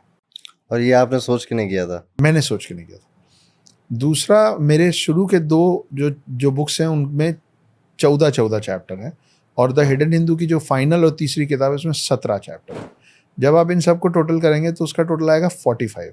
तो कुल मिला के द हिडन हिंदू के जो टोटल नंबर ऑफ चैप्टर्स हैं उसका भी जो मूल्यांकन आता है, यही कहते हैं ना, सम टोटल, वो 9 ही है। तो 9 से मेरा शायद कुछ पर्सनल लगाव है। क्यों है, कैसे है, वो मुझसे अच्छे से शायद आप बता पाएंगे। अगर मैं कभी आपको अपने बारे में दे पाऊँ कुछ डिटेल तो दे दूंगा, बताइए। और बाकी तो मेरा ये मानना है कि 9 तो सभी तरफ आपके, मतलब यूं बिखरा हुआ है, मतलब आप नज़र घुमाएंगे और आपको 9 दिखेगा। नंबर ऑफ यूनिवर्स कहते हैं उसको। अच्छा। और कहते हैं कि एंड में सब कुछ 9 में मिल जाना है, इसीलिए इसे मोक्ष का अंक भी कहते हैं कि सब कुछ यहीं पे आके खत्म होता है। आप जितने भी ज्योमेट्रिकल फिगर देखते हो अपने आसपास, जो सब कुछ में भी था, सारे एंगल 9 पे ही ऐड होने वाले हैं। इसीलिए एक मैनिफेस्टेशन टेक्निक बनाई थी टेस्ला ने, 369। ओके, तो इसको भी आप अगर 369 को भी ऐड करोगे तो 9 ही आता है। सो उनका ये कहना था कि जो भी डिज़ायर आपका है उसे आप 3 बार रिपीट करो, फिर 6 बार रिपीट करो, फिर 9 बार रिपीट करो, या फिर लिखो कंटिन्यूअसली। तो आपका ब्रेन जो है वो रीवायर हो जाता है, और फिर आपका ब्रेन अपॉर्चुनिटीज ढूंढने लगता है कि डिज़ायर फुलफिल कैसे हो सकता है। तो कहते हैं ना कि पूरा ब्रह्मांड, कायनात लग जाती है, एक्चुअली आप ही लग जाते हो उसके पीछे। फिर कायनात या एनर्जी या यूनिवर्स की जो फ्रिक्वेंसी हम जिसे बोलते हैं, वो सब आके आपकी हेल्प करते हैं। तो ये 369 रूल दिया था टेस्ला ने, बड़ा फेमस है ये। मैंने वीडियो भी बनाया था, काफ़ी लोगों ने ट्राई किया इसको, और रिजल्ट भी आ रहे हैं लोगों को। क्या बात है, 369। और इसीलिए मैं हमेशा बोलता हूँ कि आप जिस 9 से इतने घिरे हुए हैं कि आप जब पैदा होते हैं तो आप मतलब कोख के अंदर 9 महीने रहते हैं। कुछ तो कारण होगा ना, 8, 7, 12, 15, कुछ भी हो सकता था। आप 9 महीने ही कोख में रहते हैं। जब आप बाहर आते हैं तो ये सब 9 के फेर में तो हर कोई होता ही होता है। जब आप इसी जीवन में नया घर बनाते हैं तो आप 9 ग्रहों की पूजा करते हैं, है ना। तो आपके सौरमंडल में 10 या 8 ग्रह नहीं, 9 हैं। अब माना जाता है प्लूटो बाहर चला गया, आ जाएगा घूमते फिरते वापस, अपने को चिंता नहीं उसकी। उसके अलावा जब आप देह छोड़ देते हैं, आपका देहांत हो जाता है, देह का अंत हो जाता है, देहांत हो जाता है, तो भी 9 ग्रहों की पूजा की जाती है आपकी आत्मा की शांति। तो आपके पैदा होने से लेकर आपके मरण तक बीच में 9 दुर्गा, 9 रस, 9 रत्न, है ना, सब बहुत सारी चीज़ें 9 के आसपास है। मेरा और मन है जानने समझने का 9 के बारे में, और बहुत सारी चीज़ें। आप जो ये मंत्र का उच्चारण करते हैं तो उसमें 108 बीट्स होते हैं, उसका टोटल 9 है। आपके महाभारत में 18 अध्याय हैं, उसका टोटल 27 नक्षत्र हैं, 27 नक्षत्र हैं, उसका टोटल 9 है। काफ़ी सारी चीज़ें ऐसे। तो अभी जो बात हम कर रहे थे उसमें एक 9 की बात कर रहे थे हम, दूसरा कोइंसिडेंसेस की बात कर रहे थे। तो मैं आपको एक वाक़या बताता हूँ जिसमें ये दोनों बातें आने वाली। कि ये तो मैंने आपको बताया कि जो टोटल नंबर ऑफ चैप्टर्स है द हिडन हिंदू के तीनों किताब मिला के वो 45 है, जिसका टोटल 9 है। एक और इंटरेस्टिंग बात है कि मेरी कहानी में मैंने 9 ऐसे सत्य, जो सच में ऐसी जगह है भारत के अंदर, 9 ऐसे मिस्टीरियस प्लेसेस का जिक्र किया है, और उसके इर्द गिर्द मैंने अपनी कहानी गढ़ी है, जहाँ पे कहानी के कुछ किरदार हर जगह से एक एक शब्द ढूंढ रहे हैं। तो वो 9 शब्द ढूंढ रहे हैं 9 मिस्टीरियस जगहों से, जिसका अभी तक साइंस के पास पुख्ता जवाब नहीं है। तो ये एक इंटरेस्टिंग बात है। और कोइंसिडेंस इसके साथ ये हुआ था कि जब द हिडन हिंदू मैंने रिलीज़ की थी और मेरे पॉडकास्ट का दौर शुरू ही हो रहा था, तो जो मेरा पहला पॉडकास्ट है आज तक का, उनके साथ मैंने 2 पॉडकास्ट किए। बाद में किसी फॉलोअर ने मेरे को इस बात पे नोटिस कराया, और ये मतलब प्योर कोइंसिडेंस है कि मैंने उस पॉडकास्ट में 9 की बात की थी, और उनके साथ किए हुए दोनों पॉडकास्ट का जो फाइनल टाइमिंग है, ड्यूरेशन है, वो मिनट और सेकंड को आप मिलाएंगे ना तो दोनों के का टोटल 9 आएगा। तो कुछ होगा मेरा लगाव 9 से। नंबर 9 पीछा कर रहा है आपका। अब उसका पीछा, अगर वो पीछा कर रहा है तो मेरे को तो मतलब मेरे फायदे हैं शायद, अभी तक तो अच्छा ही हो रहा है, तो करते रहें। होता है हम में से, जैसे मेरा नंबर 8 पीछा करता है। अच्छा। हाँ, तो जब भी कुछ होने वाला होता है समथिंग गुड, तो अगर मैं देखूंगा तो 8 बज रहा होगा, या उस दिन 17 तारीख होगी या 26 तारीख होगी, समथिंग कुछ 8 का कॉम्बिनेशन उसके पीछे होगा। अब इस बार देखिए पेंगुइन पब्लिकेशन ने द नागा वॉरियर्स रिलीज करने का, ये एक राइटर डिसाइड नहीं कर, ऑथर डिसाइड नहीं कर सकता कि उसकी किताब कब रिलीज होगी। हम्म। तो पेंगुइन की तरफ से मैंने बोला मैं अपनी तरफ से काम खत्म कर लिया हूँ, आप अपने शेड्यूल में बताइए कि बुक कब रिलीज करना है। तो पेंगुइन की तरफ से आया कि अक्षत 27 तारीख को करेंगे। तो मैंने बोला ठीक है। अब आप वर्ड फाइल में कहानी लिख के उनको दे देते हैं। आप कितने भी समझदार हों, आप इस चीज़ का डिसीजन नहीं, मतलब आप कैलकुलेशन नहीं कर सकते कि आपने जो कहानी लिख के दी है वो कितने पन्नों में आएगी, क्योंकि तब तक बुक का साइज डिसाइडेड नहीं है, चैप्टर कहाँ पे ख़त्म होगा, आपके बीच में कितने पेजेस खाली जाएंगे, कहाँ आधा आएगा, या आपके एक पन्ने पे वर्ड फाइल का कितना वर्ड्स आएगा, वो आप कैलकुलेट नहीं कर सकते। ये प्योर कोइंसिडेंस है कि ये किताब नागा वॉरियर्स जो 27 तारीख को रिलीज़ हुई है उसमें 243 पेजेस, 243 का टोटल 9 आता है। नंबर पीछा करते हैं। हम नागा की स्टोरीज पे आएंगे, पर उससे पहले कुछ हिस्टोरिकल फैक्ट्स या कोई स्टोरी जो आप बताना चाहें। जी, ये इसको हम लोग हिस्टोरिकल फिक्शन कह रहे हैं। इस जब आप कोई किसी चीज़ पे रिसर्च करते हैं तो आपको रिसर्च के लाइन के अलावा भी आसपास बहुत सारी चीज़ें, आप जब आप कुछ पढ़ेंगे तब आपको समझ में आएगा कि ये मेरी इस कहानी के काम का है कि नहीं, पर उसके लिए आपको उस पूरी चीज़ को पढ़ना तो पड़ेगा। तो जब मैं ये पढ़ रहा था, मेरी इस कहानी का हिस्सा भी यही है कि गोकुल, कृष्ण की जो नगरी है गोकुल, वहाँ पे एक बार अहमद शाह अब्दाली, जो अफ़गान का लुटेरा चोर था लेकिन उसकी आर्मी बड़ी थी इसलिए उसको लोग शासक भी कहते हैं, वो हमला किया था और कैसे नागा साधुओं ने गोकुल को डिफेंड किया था। तो अब जब आप शासकों के बारे में पढ़ रहे हैं तो फिर आपकी नज़र में और भी बहुत सारे इन्वेडर्स आ जाते हैं ना, आक्रामता जो हमला किए। तो वो पढ़ते पढ़ते एक लिंक से दूसरे लिंक, दूसरे लिंक से तीसरे लिंक, आप चले जाते हैं किताबें उठाते होते पढ़ते होते। मेरे को एक दो लोगों के बारे में जान के बहुत ही अचंभा हुआ। एक है चंगेज़ खान, जो अगर आप 10 सबसे खूंखार, सबसे निर्दयी शासकों की बात करेंगे उसमें सबसे पहला नाम हर जगह चंगेज़ खान का आता है। चंगेज़ खान जो था वो, अच्छा उस समय तोप या गन्स ये सब नहीं होते थे। आप सोचिए कि वो कितना युद्ध किया होगा कि उसने घोड़ों पे तलवारों से कुल मिला के अपनी सेना की टुकड़ी के साथ 40 मिलियन लोगों को मार दिया पूरी दुनिया में। एक वाकया है कि वो जब ईरान में घुसा था मारने, तब ईरान की आबादी, आज जिसको आप ईरान बोलते हैं, उसकी आबादी अरुण जी 25 लाख थी, और जब वो ईरान में कत्लेआम मचा के निकला ना तो वहाँ 2.5 लाख लोग बचे थे। वो गलती से बच गए थे, जो कोई कहीं छुप गया या कोई इंजर्ड हो गया, जख्मी हो गया लेकिन मरने से बच गया, ऐसे लोग 2.5 लाख बचे थे। उसके लिए कहा जाता है कि वो जहाँ घुसता था ना, वहाँ सिर्फ इंसानों को नहीं, बच्चों को, महिलाओं को, आदमियों को, उनके पालतू पशु को, कुत्ते को, बिल्ली को, सब कुछ को मार देता था। इतना विध्वंस मचाया था उसने कि पूरे पृथ्वी में जो ऑक्सीजन और कार्बन डाइऑक्साइड का बैलेंस होता है ना, वो बिगड़ गया था, कार्बन डाइऑक्साइड नीचे उतर गया था। उसका मानना ये था कि एक मर्द का, एक पुरुष का पौरुष इस बात से निर्धारित होता है कि उसने टोटल अपने जीवन काल में बच्चे कितने किए। तो उसने ढेर बच्चे किए। आज की डेट में हर 200 में से एक व्यक्ति में चंगेज़ खान का डीएनए है। इस हिसाब से आज की डेट में दुनिया में 16 मिलियन लोग ऐसे हैं जिसमें चंगेज़ खान का डीएनए है। अब कहाँ चंगेज़ खान ब्रूटल,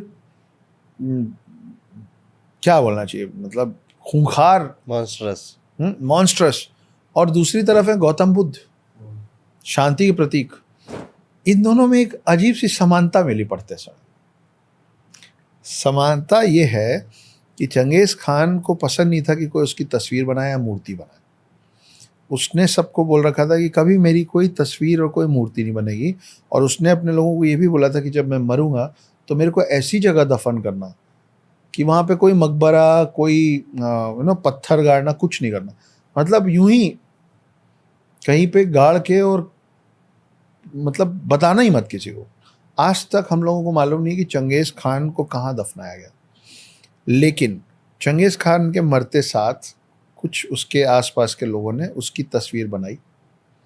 वो तस्वीर के बिना पे उसकी मूर्तियां बनी, और आज बहुत सारी मूर्तियां कुछ देशों में, हर आपका आपके लिए जो विलेन है वो कहीं ना कहीं किसी के लिए हीरो भी होता है। ये हमेशा हर जगह का है ना। अगर पूरी दुनिया के लिए कोई एक इंसान विलेन होगा ना, तो फिर वो बड़ा बन ही नहीं पाएगा।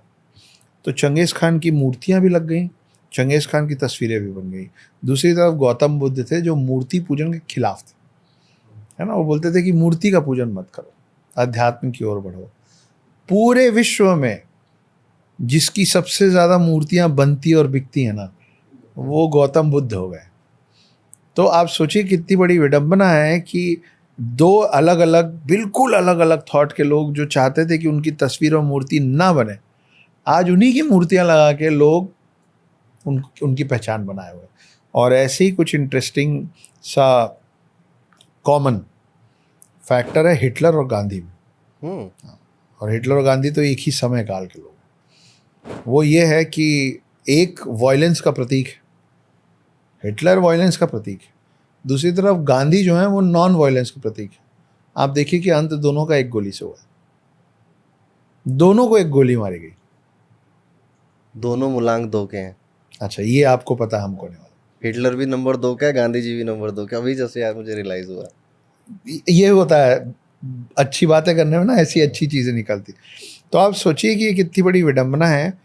और मेरे को लगता है कि इस हिसाब से तो हिटलर का अंत, अगर आपको एक चॉइस दिया जाए कि आप अपने चॉइस से, मतलब चॉइस ऑफ डेथ से जाना चाहेंगे या अचानक से जाना चाहेंगे, तो आप हमेशा चुनेंगे कि मैं अपने पसंद की मौत चुनूंगा।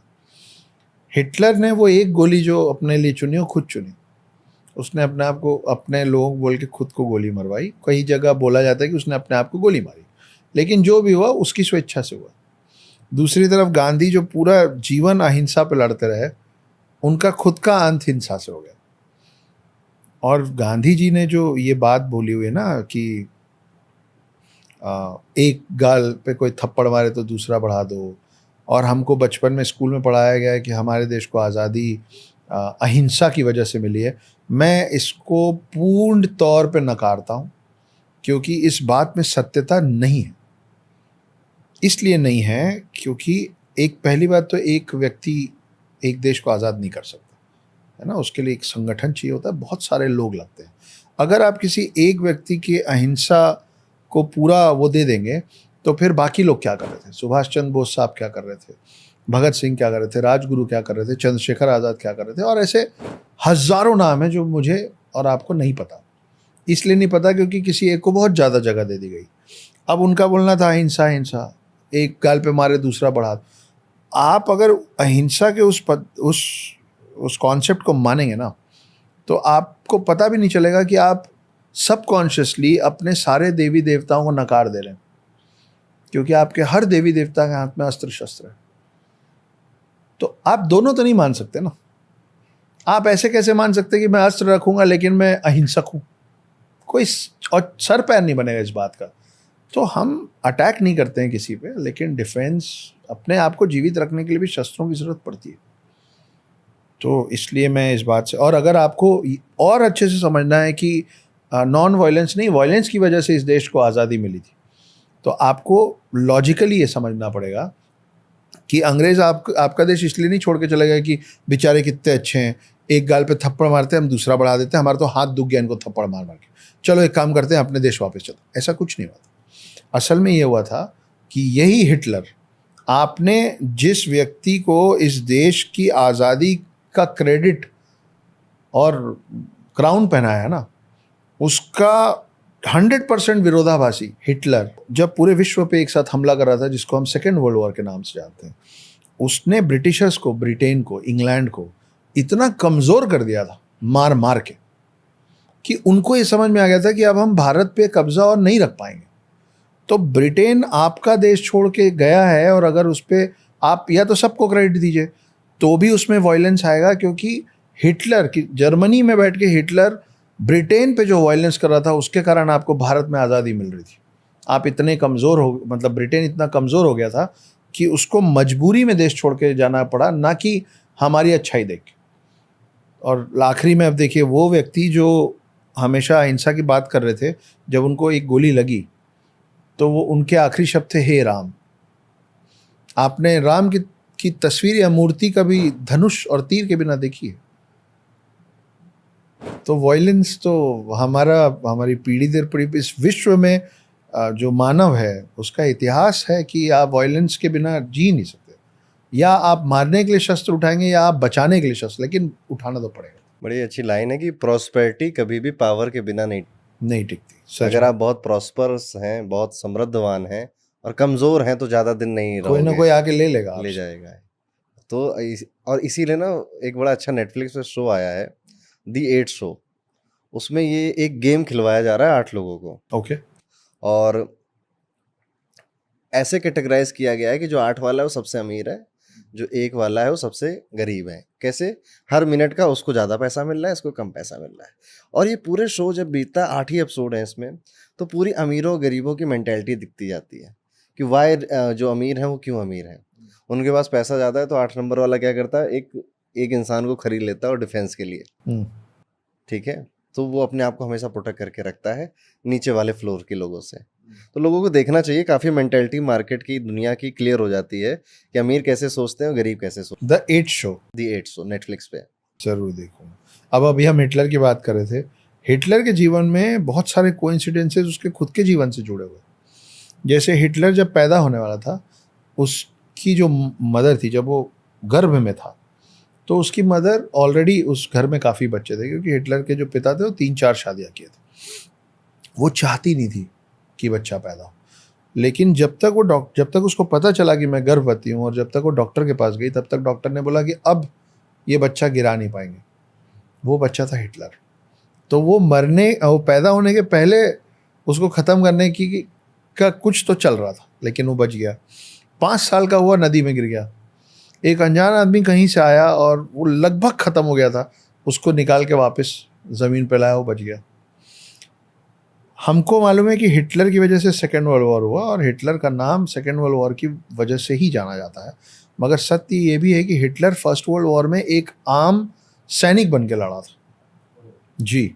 और उस लड़ाई में वो एक अमेरिकन की बंदूक के सामने आके खड़ा था, मतलब ऐसे, और उस अमेरिकन सोल्जर ने उस पर गोली चलाई, लेकिन वो गोली इस बंदूक से चली ही नहीं। तो अमेरिकन सोल्जर जो था, वो चर्च मानने वाला आदमी, जीसस मानने वाला आदमी, उसके मन में आया कि मेरी भरी पिस्तौल से गोली जिस आदमी पे नहीं चली, जीसस चाहते हैं कि जीवित रहे। उस चक्कर में बोले तू जा, मैं छोड़ देता हूँ तेरे। जब सेकेंड वर्ल्ड वॉर चालू हुआ, और जब वो अब वो बूढ़ा हो चुका है वो अमेरिकन सोल्जर, उसने देखा तो बोले, अरे ये तो वही बच्चा है जिसको मैंने फर्स्ट वर्ल्ड वॉर में छोड़ा था, जिसकी वजह से सेकेंड वर्ल्ड वॉर हुआ। तो इसके पीछे एक और कहानी बड़ी इंटरेस्टिंग नथी है, कितना सच कितना झूठ मुझे नहीं पता, पर मैंने 2-3-4 अलग अलग जगह सुन पढ़ लिया इस बात को, मेरे को मज़ा आया, तो मैं सिर्फ मज़े के लिए आपको ये बात बता रहा हूँ। एक कॉन्सेप्ट होता है जिसको कहते हैं बटरफ्लाई इफेक्ट, कि कहीं दुनिया के किसी कोने में अगर तितली पंख भी फड़फड़ाती है ना, तो उससे जो एक हवा का एक झोंका पहला निकलता है, वो आगे बढ़ते बढ़ते कहीं और पे सुनामी लाने की क्षमता रखता है। तो इस पूरी दुनिया में हर चीज़ जुड़ी हुई है, किसी एक कोने में कुछ होता है, उसका असर आप पे पड़ता है ना। इसीलिए रशिया और यूक्रेन का युद्ध होता है तो पूरे विश्व में मंदी बढ़ जाती है ना। ये तो बड़ा उदाहरण है, लेकिन बहुत छोटे। जैसे अभी हम बात कर रहे थे कि एक आदमी को एक दो देश में गोली मारी गई, फर्स्ट वर्ल्ड वॉर हो गया। एक आदमी फर्स्ट वर्ल्ड वॉर में जिंदा बच गया, उसके कारण सेकेंड वर्ल्ड वॉर हो गया, ठीक है। जबकि लाखों लोग मरे, लेकिन एक एक लोगों की वजह से पूरे विश्व में परिवर्तन आ गया। तो मैंने कई जगह ये पढ़ा और सुना कि क्या होता है, बारूद में अगर नमी चली जाए तो वो फिर ब्लास्ट नहीं होता है ना। उसमें नमी चली गई, ब्लास्ट नहीं होगा। तो जिस फैक्ट्री में गोलियां बन रही थी, उसमें एक आदमी खड़ा हुआ था जो बारूद के आसपास काम कर रहा था, उसके पसीने का एक बूंद बारूद के कण पे गिरा। अब कई टन बारूद डिवाइड हुए गोलियों के अंदर, लाखों करोड़ों गोलियां बनाई गई। वो लाखों करोड़ों गोलियां हजारों लाखों सोल्जर्स में बांट दी गई। ठीक है, हर सोल्जर के पास कई कई 100 गोलियां थी, और वो जो बारूद का टुकड़ा जिसमें वो पसीने का बूंद गिरा था, वो इन करोड़ों गोलियों में से, इन लाखों सोल्जर्स में से किसी एक सोल्जर के 200, 400, 500 गोलियों में से एक था। ये वही गोली थी जो जब हिटलर पे चलाई गई थी तो उसके वो जो नहीं चली थी गोली, वो इस वजह से नहीं चली थी क्योंकि वो बारूद का टुकड़ा उसी गोली के अंदर था जो फायर नहीं हुआ। तो आप सोचिए कि किसी एक पसीने की बूंद की वजह से एक आम सैनिक बच जाता है जो बाद में सेकेंड वर्ल्ड वॉर कराता है। तो ये मैं बोला कमाल की कहानी है, तो मैंने सोचा आप लोगों से साझा कर। काफ़ी कमाल की थी। एक पसीने के बूंद से हिटलर बच गया और फिर कितने लोग चले गए। कितने लोग चले। कोई ऐसी हमारी हिंदू पौराणिक कथा है आपके पास? पौराणिक नहीं, बड़ी अभी की एक कहानी है। उसमें फिर मैं यही कहूँगा कि सुनी हुई बात है, पर सुनने में मज़ा आया था, इसलिए सोच रहा हूँ कि आपके दर्शकों को भी इंटरेस्ट आएगा। एक बिजनेस टाइकून है अभी, उनका नाम मैं नहीं लूँगा। अरुण पंडित। नहीं, इस कहानी को आपसे इसलिए नहीं जोड़ सकते क्योंकि ये आपका इतिहास नहीं है जो मैं बताने वाला हूँ। पर एक बिजनेस टाइकून है, भगवान करे आप उतने बड़े बिजनेस टाइकून बन जाए। मुझको गर्व होगा बोलने में कि अरे वीडियो में हम दोनों साथ बैठते थे भाई। खैर, तो एक बिजनेस टाइकून रहे हैं, 3-4 पीढ़ियों से वो हैं, और वो हिंदू नहीं है, इसीलिए वो अरुण पंडित की बात हम नहीं कर रहे। ये हिंट है। तो उनके पूर्वजों में बड़ी दरिद्रता थी, बहुत ज़्यादा गरीबी थी, कुछ भी करते थे चला ही नहीं पाते थे। मतलब घर में खाने के लाले, तन पे डालने कपड़े नहीं होते थे, फटे पुराने को सील सील के पहन रहे थे वो।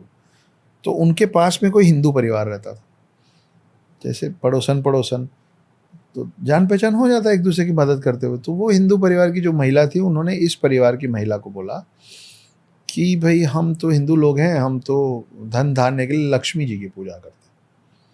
तो बोले ये क्या है। उनको बताया गया कि लक्ष्मी जी ऐसी दिखती हैं और उनकी पूजा करने से समृद्धि आती है। तो बोले मेरे को बताओ कैसे करते हैं पूजा। तो उन्होंने पूजा पद्धति समझा दी, साथ में लक्ष्मी जी का मंत्र दे दिया। अब ये क्या होता है ना कि जब आप बहुत भूखे होते हैं ना, तो आप ज़्यादा मेहनत से खाना ढूंढते हैं, है ना। ये इतने ज़्यादा अभाव में थे कि ये महिला लग गई सुबह से रात तक लक्ष्मी जी की पूजा करना। मंत्रोच्चारण सुबह से रात तक चल रहा है, रोज़ पूजा हो रही है, रोज़ पूजा हो रही है। आप सोचिए कि कलयुग में ऐसा कहा जाता है कि उस झोपड़ी के अंदर लक्ष्मी जी सच में आ गई। मैं 4 पीढ़ी पहले की बात कर रहा हूँ। लक्ष्मी जी सच में आ गए उनके सामने और बोली मैं बहुत प्रसन्न हूँ तुम्हारे पूजा पाठ से, तुम्हारी तपस्या से, मांगो क्या मांगती हो। अब उसको ये नहीं मालूम था कि लक्ष्मी जी की तासीर है कि वो आएंगी तो, लेकिन वो ठहरेंगी नहीं, वो चली जाएंगी, कभी ना कभी चली जाएंगी। उसको मालूम नहीं था। तो उसने बोला कि बस अब मेरा एक ही मानना, मतलब एक ही मांग है आपसे, मैं बस ये मांग रही हूँ कि अब जो आप यहाँ आ गई ना, इस घर से कभी जाइएगा मत, आप बस यहीं रहिए। तो लक्ष्मी जी बोली ये तो हो ही नहीं सकता है। विष्णु जी ने जब मुझे ये वरदान दिया था कि आप पृथ्वी में जब चाहें, जिसके पास जाएं, जितना चाहें धन दे सकते हैं, तो हमारे उनके एग्रीमेंट में उन्होंने एक कंडीशन लगा दी थी, क्लॉज अप्लाइड है कि आप जब चाहें, जितना चाहें, जिसको चाहें दे तो सकते हैं, लेकिन मैं जब चाहूँ उसको वापस ले सकता हूँ। और सरस्वती जी को उससे अच्छा वरदान मिला था कि आप जिसको विद्या दे आएंगी उसको मैं भी वापस नहीं ले सकता। तो ये जो तुम मांग रही हो तो मैं दे ही नहीं सकती हूँ, ये breach of contract with Vishnu ji हो जाएगा, है ना। तो ये नहीं हो पाएगा, कुछ और मांग लो बेटा। तो थोड़ी देर वो महिला सोची और बोली ठीक है, मैं आपको एक गिलास पानी पिलाना चाहती हूँ। जब तक मैं पानी ला के, मेरे घर में पानी नहीं, मैं पानी लेके आ रही हूँ, जब तक मैं पानी ला के आपको अपने हाथों से ना पिलाऊं तब तक आप यहाँ से नहीं जाएंगे। तो लक्ष्मी जी बोली कि ठीक है।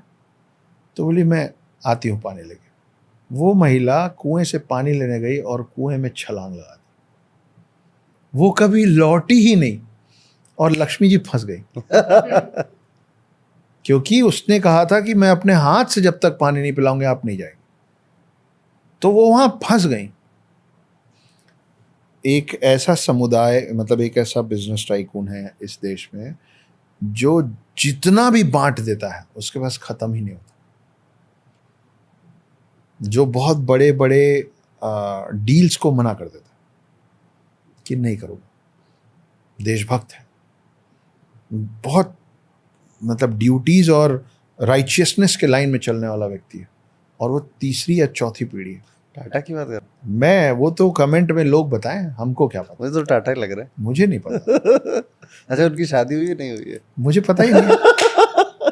चलो ठीक है, लोग कमेंट में गेस कर लेंगे। कहानियां हैं, किंवदंतियां हैं, पर सुन के मुझे लगा कि आप लोगों से साझा करना चाहिए। चलिए, अब हम लगभग अपने पॉडकास्ट के एंड में आ गए हैं जी। अक्षत जी।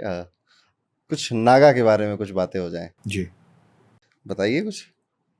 तो ये किताब लिखते समय बहुत सारा शोध हुआ, हालांकि मैं इसको हिस्टोरिकल फिक्शन कह रहा हूँ, क्योंकि आप देखिए कि मानव जो जब से इंसान है पृथ्वी पे 20 लाख साल हो गए।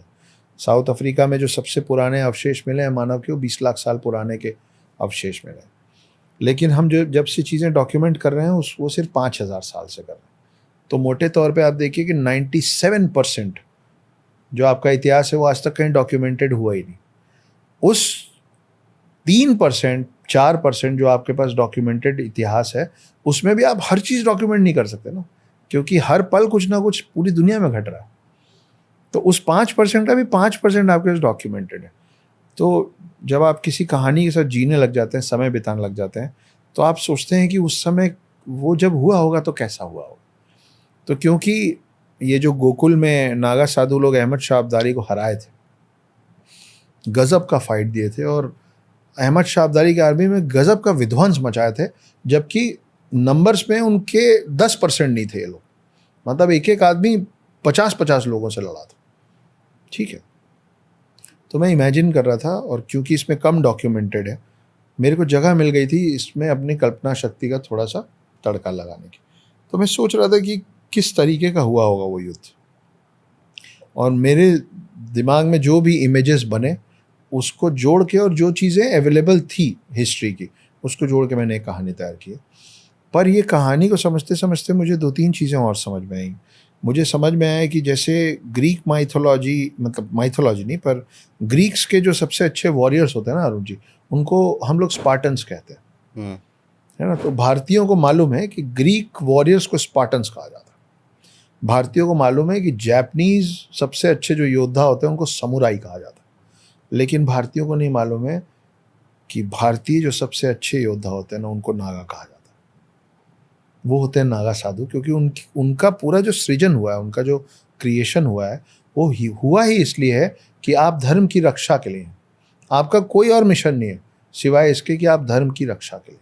तो आदि गुरु शंकराचार्य ने 7th-8th सेंचुरी में उनको ये बात समझ में आ गई थी कि आने वाले वक्त में सिर्फ शास्त्रों से दो लोग बात नहीं करेंगे। जीत हार जो तय होगी वो सिर्फ शास्त्रों के बलबूते नहीं होगी, शस्त्रों के साथ होगी। लेकिन शस्त्र धर्म की रक्षा के लिए उठाएगा कौन? उस समय आदि गुरु शंकराचार्य ने नागा साधुओं को क्रिएट किया था कि तुम धर्म के रक्षक हो, तुम शिव की सेना हो। तो अगर, इसीलिए मैं बार बार कह रहा हूँ और हर जगह ये बात कह रहा हूँ, क्योंकि मैं चाहता हूँ कि हमारा यूथ, हमारा जनरेशन इस बात को जाने। हम लोग ना अरुण जी अघोरियों से और नागा साधुओं से घबराते हैं। हम उनको देखते हैं तो हमको लगता है दूरी बना लो भाई। वो हम इसलिए घबराते हैं क्योंकि वो चाहते हैं कि हम उनसे दूर रहें, ज़्यादा सटने की ज़रूरत नहीं है। लेकिन आप भले दूर से उनको देख रहे हो, लेकिन अपने मन में अगली बार जब आप नागा साधु को देखें ना, तो बहुत सारी श्रद्धा लाएं। इसलिए लाएं क्योंकि अगर आप अपने आर्मी, नेवी और एयर फोर्स के जवानों को देख के घबराते नहीं है ना, यू फील रिस्पेक्ट, उनके प्रति श्रद्धा भाव आता है। वैसे ही जैसे आर्मी, नेवी और एयर फोर्स आपके सरहद की रक्षा करते हैं, वैसे ही नागा साधु आपके धर्म की रक्षा करते हैं। वो उनका भी सेना है जो आपके और मेरे लिए हैं। तो अगली बार जब इनसे आमना सामना हो तो उनको मान दें। अगर कभी कोई नागा साधु आपके दरवाजे भिक्षा मांगने के लिए आ जाए, तो जितना अच्छा खाना दे सके बोलिए, बाबा आधे घंटे बैठिए, बना के दीजिए अच्छा खाना, इसलिए क्योंकि एक नागा साधु को एक दिन में 7 घरों से ही भिक्षा मांगना अलाउड है, उनको इसी की अनुमति है। अगर 7 घरों में उनको या तो जो मिला वो खा लेंगे, और उन 7 घरों में अगर उनको कुछ नहीं मिला ना तो भूखे सोएंगे। तो इतना तो हम कर ही सकते हैं। अगर आप अपने धर्म के खिलाफ सुन के अगर आपको गुस्सा आता है, अगर आपका खून खौलता है, अगर 10 लोग आपके धर्म के खिलाफ बात कर रहे हैं और उन 10 लोगों के बीच में आप अकेले खड़े होकर ये बोलने का मादा रखते हैं कि ये नहीं सुनूंगा मैं, ये टॉलरेट नहीं करूंगा, तो आप में भी नागा साधु का डीएनए कहीं ना कहीं, शायद पुनर्जन्म से या इस जन्म से, आप खुद भी एक नागा साधु हैं अगर आप अपने धर्म की रक्षा के लिए खड़े होने को तैयार हैं। तो हम सबके 2 चेहरे होते हैं, एक चेहरा, और मैं आपको क्या चेहरा दिखाऊंगा वो मेरे हाथ में नहीं होता है, वो आपके हाथ में होता है, क्योंकि आप मेरे से जैसे पेश आएंगे मैं आपसे वैसे पेश आऊंगा। सही है? मैं आपसे ऐसे मिलूंगा तो आप भी मुझसे ऐसे मिलेंगे, मैं आपसे ऐसे मिलूंगा एक हाथ हटा के तो आप भी मेरे से वैसे ही मिलेंगे। तो नागा साधु और आप एक जैसे हैं, सिवाय इसके कि हम बहुत सारे मोह माया के बंधन में फंसे और उन्होंने सारे मोह माया त्याग दिए। तो कौन है नागा साधु? तो ये जब मैं इसमें रमा हुआ था, समय बिता रहा था, तो एक कविता 4-8 लाइनों की मैंने लिखी है जिसके साथ हम आपके सवालों को ख़त्म करें। ठीक है? तो ये जो मैं पढ़ने वाला हूँ ये मेरे बारे में नहीं है, ये हर नागा साधु के बारे में, हर पंडित के बारे में, हर सनातनी के बारे में, हर हिंदू के बारे में और आपके बारे में। आप सबके बारे में बताते हैं, मैं आपके बारे में बताऊँ। तो मैंने बोला कि 2 चेहरे होते हैं। वो 2 चेहरे क्या होते हैं? वो ये होते हैं कि तू शांति है, तू युद्ध है, तू नरसिम्हा है, तू बुद्ध है। तू शांति है, तू युद्ध है, तू नरसिम्हा है, तू बुद्ध है, तू नमन है, तू प्रहार है, तू जीवन है, तू अंतिम संस्कार है, तू ढाल है, तू तीर की नोक है, तू ब्रह्मांड है, तू तीनों लोक है, तू भिक्षु है, असुरों का भक्षक है, तू भिक्षु है, असुरों का भक्षक है, तू भक्त है, धर्म का रक्षक है, तू पुण्य है, तू पाप है, तू वरदान है, तू श्राप है, तू शोर है, तू मौन है, उनको चुनना है कि तू कौन है। ये है आप, ये है नागा साधु, और ये है आप दोनों के बीच की समानता। क्या बात है। तो ये अमेज़न पे अवेलेबल है? ये सब जगह अवेलेबल है। 27 तारीख को रिलीज़ हुई है। 2 पार्ट में ये किताब आ रही है। पहला पार्ट बाहर आ चुका है, दूसरा पार्ट लगभग तैयार है, रिलीज़ होगा नवंबर या दिसंबर में। और मैं बिल्कुल पसंद नहीं करता हूँ कि मेरे पाठक इस बात का इंतज़ार करें कि कटप्पा ने बाहुबली को क्यों मारा।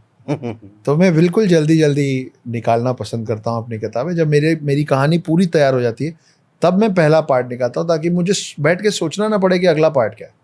तो ये पूरी कहानी तैयार है, दूसरा पार्ट बहुत जल्दी आप लोग। मज़े की बात है, इस किताब में मेरा भी नाम है। अब आपको खोजना है कि किस पेज पे है। हाँ, और इनका नाम, मतलब मैंने सिर्फ अरुण नाम उपयोग नहीं किया, मैंने बाकायदा इनके बारे में कुछ लिखा है। तो किताब खरीदिए, खोजिए अपने इस आइकन को और कमेंट्स में लिखिए कि कौन से पेज में इनके लिए क्या लिखा हुआ है। So thank you so much. नहीं, अभी एक छोटा सा काम बचा हुआ है। बताइए। तो हमेशा आप ही सवाल पूछते होते हैं मुझसे और मैं ही जवाब देता होता हूँ। हर पॉडकास्ट की शुरुआत भी आप ही करते हैं, अंत भी आप ही करते हैं। तो मेरे को इस बार आपसे हो गई ईर्ष्या। तो मैंने सोचा why should Arun ji have all the fun. तो इस बार मेरा एक सवाल है। मैंने आपको इसी पॉडकास्ट में बोला कि मैं लोगों को अपना हाथ दिखाना, कुंडली पढ़वाना, माथा दिखाना पसंद नहीं करता हूँ। हम 2-3 बार मिल चुके हैं, हम बहुत अच्छे मित्र हो चुके हैं, मुझको भरोसा है आप पे, मेरे बारे में। और कई लोग हैं जो मेरे बारे में मेरे से पूछते हुए जानना भी चाहते हैं। मुझे मेरे बारे में जेन्युइनली ज़्यादा कुछ पता नहीं है, क्योंकि मैं इन चीज़ों से थोड़ा सा दूरी बना के चलता हूँ। आपको ये पॉडकास्ट शुरू होने के पहले जो 2-4 चीज़ें आपने मांगी थी, नाम, तिथि, है ना, मेरा बर्थ प्लेस, वो सब मैंने दे दिया था। बताइए मेरे बारे में। तो आपकी कुंडली पब्लिक हो जाएगी फिर? क्या फ़र्क पड़ता है, मेरी कौन सी बात है जो सीक्रेट है। मैं सीखता भी, वो बताता भी जाऊंगा, कोशिश करूंगा। और जो व्यूवर्स देख रहे हैं, जिनको कुंडलियाँ देखना आता है, वो भी समझते जाएं, ऐसी मेरी कोशिश रहेगी। बिल्कुल। ठीक है। तो सबसे पहले, जैसे मैंने आज के इस पॉडकास्ट में इत्तेफाक से कहा कि सूर्यवंशी जो लोग होते हैं, जिनके फर्स्ट हाउस में सिंह राशि है या फर्स्ट हाउस में सूर्य बैठा है, आप उनमें से एक हैं। ठीक है। तो आपका जीवन राम जैसा है। ठीक है, जैसे श्री राम रहे हैं। मैंने कहा था श्री राम जी की लाइफ में एक चीज़ ऐसी मांगी जाएगी जो लॉजिकली ठीक है, मॉरली गलत है। हम्म, आपके लाइफ में भी एक ऐसी चीज़ मांगी जाएगी आपके वाइफ के द्वारा, फर्स्ट वाइफ, जो लॉजिकली तो ठीक लग रही है पर मॉरली गलत है, ठीक ओके है। और जैसा कि हम सब जानते हैं आपका बेटा, ठीक है, जी, वो हो सकता है कि है ही। मांगा गया, मॉरली बहुत गलत था, लॉजिकली ठीक था कि मदर के पास सन को रहना चाहिए, ठीक है। अब आपने बोला कि मुझे किसी तरह फ़िल्टर नहीं लगाना है, ठीक है। बिल्कुल मत लगाइए। दूसरी चीज़ जो आपकी कुंडली में है कि चंद्रमा चौथे घर में बैठा है आपका, और चंद्रमा जिसका मैंने चौथे घर में देखा है, ये व्यक्ति जितना उड़ाता है उतना इसका दरिया भरता है। अच्छा, ये जितना खर्च करेगा, चंद्रमा के नेचर को जितना समझेगा, उतना इसके पास भंडारा भरता जाएगा। उड़ाता है मतलब कि नहीं सोचना ज़्यादा, खर्च करो। खर्च करो, चाहे वो ज्ञान हो, चाहे वो एडवाइजेज़ हो, चाहे वो पैसा हो। मुझे अच्छा लग रहा था, मैंने कर दिया। मुझे नहीं रखना कि मेरी चीज़ मैं अपने पास बचा के रखूँ। जो भी चीज़ें खर्च करेगा, पैसा करेगा तो वो बढ़ेगा, नॉलेज करेगा तो वो बढ़ेगा, ठीक है? सम्मान करेगा तो वो बढ़ेगा। तो चंद्रमा इस तरह से आपकी लाइफ में फंक्शन करता है। सो नेक्स्ट जो मैं प्लैनेट आपके हॉरोस्कोप में देख रहा हूँ, ये केतु है। केतु विक्षोभ का ग्रह होता है, और बिच्छू होगा। विक्षोभ मतलब बिच्छू, कि छोड़ अच्छा, दो, हाँ। हटा दो, डिटैचमेंट। केतु ही फिलॉसफी का ग्रह है, स्पिरिचुअलिटी का ग्रह है, और आप दूसरे हो जो मेरी लाइफ में, मैं जिसके चार्ट में केतु 5th हाउस में देख रहा हूँ, और पहले थे ओशो, ठीक सही है। में? हाँ जी, दूसरे हो आप। सच में? हाँ जी, तो क्या होता है कि जिनके 5th हाउस में केतु होता है ना, फिलॉसफी बहुत झाड़ते हैं, हम्म, फिलोसफिकल बातें करना है, और गहरी बातें सुनने में मजा बहुत आता है इन लोगों हम्म। को। ओशो लाइक नेचर, और जिसका भी होगा 5th हाउस में केतु, आप भी रिलेट करोगे कि आपको इस तरह की पुस्तकें पढ़ना या बातें सुनना पसंद आता है। 5th हाउस हमारे बच्चे का भी, चाइल्ड का भी, और ये डिटैचमेंट का प्लेनेट है, तो ये डिटैच करता है वहाँ से। आपने सच में दूसरी कुंडली देखी है 5th हाउस की? हाँ, मतलब 5th हाउस केतु वाली कुंडली हाँ, याद जो आ रहा है मुझे, मैंने शायद ओशो के बाद आप पे गौर किया है इस पे, ये तो ठीक है। उपलब्धि जैसा लग रहा है। ठीक है। आपका मूलांक क्या 2 है ना?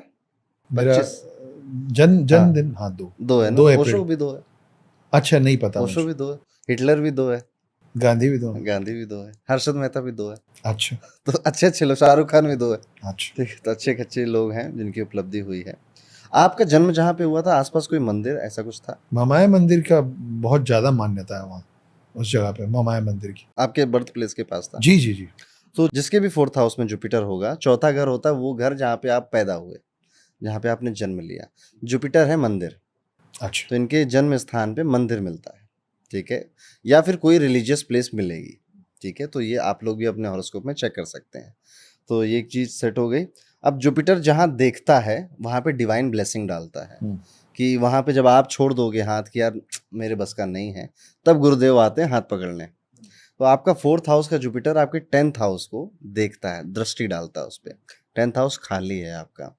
अब 10th हाउस हमारे प्रोफेशन का होता है, तो जब आप छोड़ दोगे ना कि नहीं हो रहा मुझसे कोई काम अपने प्रोफेशन या करियर को लेकर, तब गुरुदेव आएंगे और कुछ और करवाएंगे। ओके। तो जब उम्मीद लॉस्ट हो जाएगी ना, होप, तब भी वो तो गुरुदेव आता है। पहले कहता है खेल लो अपनी तरफ से। नहीं, इस पे मैं एक छोटी सी बात जोड़ना चाहूँगा। मैं 2014 में जब सब कुछ हार गया था ना, मतलब मुझसे लग रहा था कि जीना भी नहीं हो पाएगा मुझसे, तो एक इंसान आया जो मेरे को डिप्रेशन से भी निकाला, मेरी जान भी बचाया, और मेरे को फिर राइटिंग में ला के यहाँ तक भी पहुँचाया, जो अब मेरी समकक्ष हैं। पहले मेरी दोस्त थी, और मैं उनका पाँव छूता हूँ। आज मेरे को पता चल रहा है, जो आप बोल रहे हैं तब, कि मैं उनको कई बार बोलता हूँ कि मैं आपसे बहुत कुछ सीखता हूँ, और आप मेरे को इन सब चीज़ों से निकाल के लाए हो।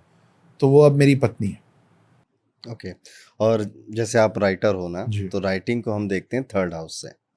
3rd हाउस के लॉर्ड हैं आपके शुक्र, और बैठे हैं भाग्य के घर में, ठीक है। तो राइटिंग से भाग्य खुलेगा, लेकिन यहाँ मार्स भी बैठा है उसके साथ। ओके। सो एग्रेसिव राइटिंग, या फिर आई गेस जो आप जैसे जब चीज़ें देखते हो तो आप कनेक्ट करते हो, वॉरियर्स की राइटिंग से भी आपका भाग्य खुलेगा, ठीक है। जो लड़ाई युद्ध जैसी चीज़ें हैं, हिडन हिंदू में भी शायद कुछ युद्ध हाँ, हुआ हाँ, था, बहुत कुछ हो रहा है। युद्ध हुआ है। सुर असुर देव सब हैं। ओके, तो शायद आप ऐसी राइटिंग लिखोगे जिसमें कुछ फाइटिंग हो रही है, लड़ाई हो रही है। ओके। मार्स एंड वीनस साथ बैठे हैं, पहली शादी टूटती है। अच्छा, लिखा हुआ है? ये जिसके जिसकी भी कुंडली में होगा। पहली शादी लव मैरिज थी, अरेंज थी आपकी? Love marriage. ठीक है। हाँ। मार्स वीनस साथ बैठे हैं, पहली शादी लव मैरिज होगी, वो टूटेगी, फिर दूसरी शादी होगी। ये एक होता है, लेकिन ये बचता कब है? या तो जुपिटर का एस्पेक्ट आ जाए, जो 1 2 3 4 5 जो कि आपका नहीं आ रहा है, या फिर इस बंदे ने अरेंज मैरिज की हो, तो बच जाएगा। तो ऐसे आप सब लोग मत घबरा जाना, मम्मी पापा की बात मान लेना, ठीक है, तो भी बच जाओगे। ओके, सो ये होता है इसके साथ। आपकी राइटिंग में जो थर्ड हाउस है उसमें सैटर्न, शनि भी बैठा है। ओके, ओके, सो शनि, चलो इसको छोड़ देते हैं, ठीक है। क्यों छोड़ देते? यहाँ पे शनि जब राइटिंग में बोलता है तो ये कहता है कि स्पाइक आएगा फेम का और आपके काम का, फिर डाउन भी आएगा। और वो आप बिल्कुल फिल्टर मत लगाइए। ठीक है, ठीक। तो शायद स्पाइक आएगा फिर डाउन भी आएगा, क्योंकि फिर वो शनि टेस्ट करेगा कि भाई तुम्हें इतना दिया, तुम लायक थे क्या। सो फिर आपको प्रूव करना पड़ेगा, मतलब ये लाइफ आपको प्रूव बार बार करवाएगी। You have to prove yourself, ठीक है, आपको करना पड़ेगा। राहु 11th हाउस में वट एवर यू विजुअलाइज वो सच हो जाएगा, चाहे वो पॉजिटिव हो चाहे नेगेटिव हो। अगर आप विजुअलाइज करोगे मोदी जी के साथ पॉडकास्ट कर रहे हैं तो वो राहु करके देगा, पर अगर आप विजुअलाइज कुछ गलत करोगे तो ये वो भी करके देगा। Modi ji, I am coming. ठीक है, सो आई गेस इतना आपके हॉरोस्कोप में है। कुछ चीज़ें यहाँ पे हमें बैलेंस करनी चाहिए, जैसे बुध अष्टम भाव में अच्छा नहीं होता, ठीक है। बुध अष्टम भाव में बिजनेस स्किल नहीं दे पाता, मनी मेकिंग स्किल्स नहीं दे पाता, कहाँ कहाँ से हम पैसे कमा सकते हैं उस तरफ ध्यान ही नहीं जाता। हाँ, नहीं जाता, ठीक सच है ये। सो यहाँ पे मरकुरी को हमें, मुझे लगता है कि इसको ठीक करना चाहिए। और कुछ आपके प्रश्न हो अक्षय जी? फ्यूचर के बारे में कुछ बताइए। शुक्र की दशा चल रही है आपके, शुक्र भाग्य के घर पे बैठे हैं आपके, तो अभी तो 2028 तक आप ही आप हो, सब ठीक है। भाग्य ठीक है, अच्छा है। उसके बाद फिर मिलेंगे एक पॉडकास्ट में डिस्कस करेंगे। तो रिलेट किया आपने? हाँ, मतलब जो पुरानी बातें आपने जो बोला कि भाई एक शादी टूटेगी आपकी, फिर वो पहली बात जो आपने बोली कि कुछ ऐसा मांग लिया जाएगा आपसे जो मॉरली सही नहीं होगा लेकिन लॉजिकली शायद सही हो, तो उसमें मैं वही सोच पा रहा हूँ। फिर आपने जो कहा कि एक ऐसा समय आएगा जब आप गिव अप कर देंगे कि मेरे से नहीं हो पाएगा, तो कहीं से एक गुरु आएगा जो आपको संभाल के उससे निकाल के और आपको एक नई दिशा और दशा दे देगा। तो वो मैं एक ही इंसान से कनेक्ट कर पा रहा हूँ।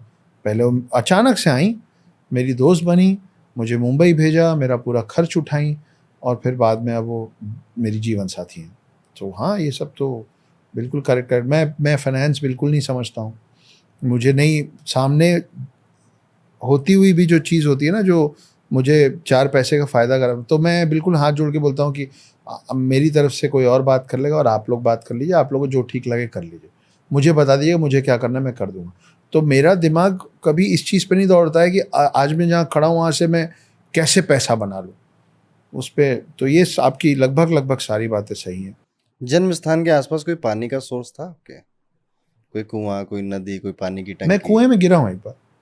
घर के पास था वो? हाँ, नहीं, वहाँ मतलब छोटा सा तो गांव था, सब कुछ ही पास था, लेकिन हाँ, मैं 4 साल की उम्र में मैं कुएं में गिर गया था। ये माथे पे जो निशान है वो कुएं में गिरते समय अंदर की ईंट से टकरा गया था और लगभग मेरा जीवन खत्म हुआ था। एक राजयोग होता है, उसे कहते हैं गजकेसरी राजयोग जी। जो जुपिटर और चंद्रमा के साथ बैठने से होता है। तो आपका जुपिटर चंद्रमा साथ में, तो वो गजकेसरी राजयोग है।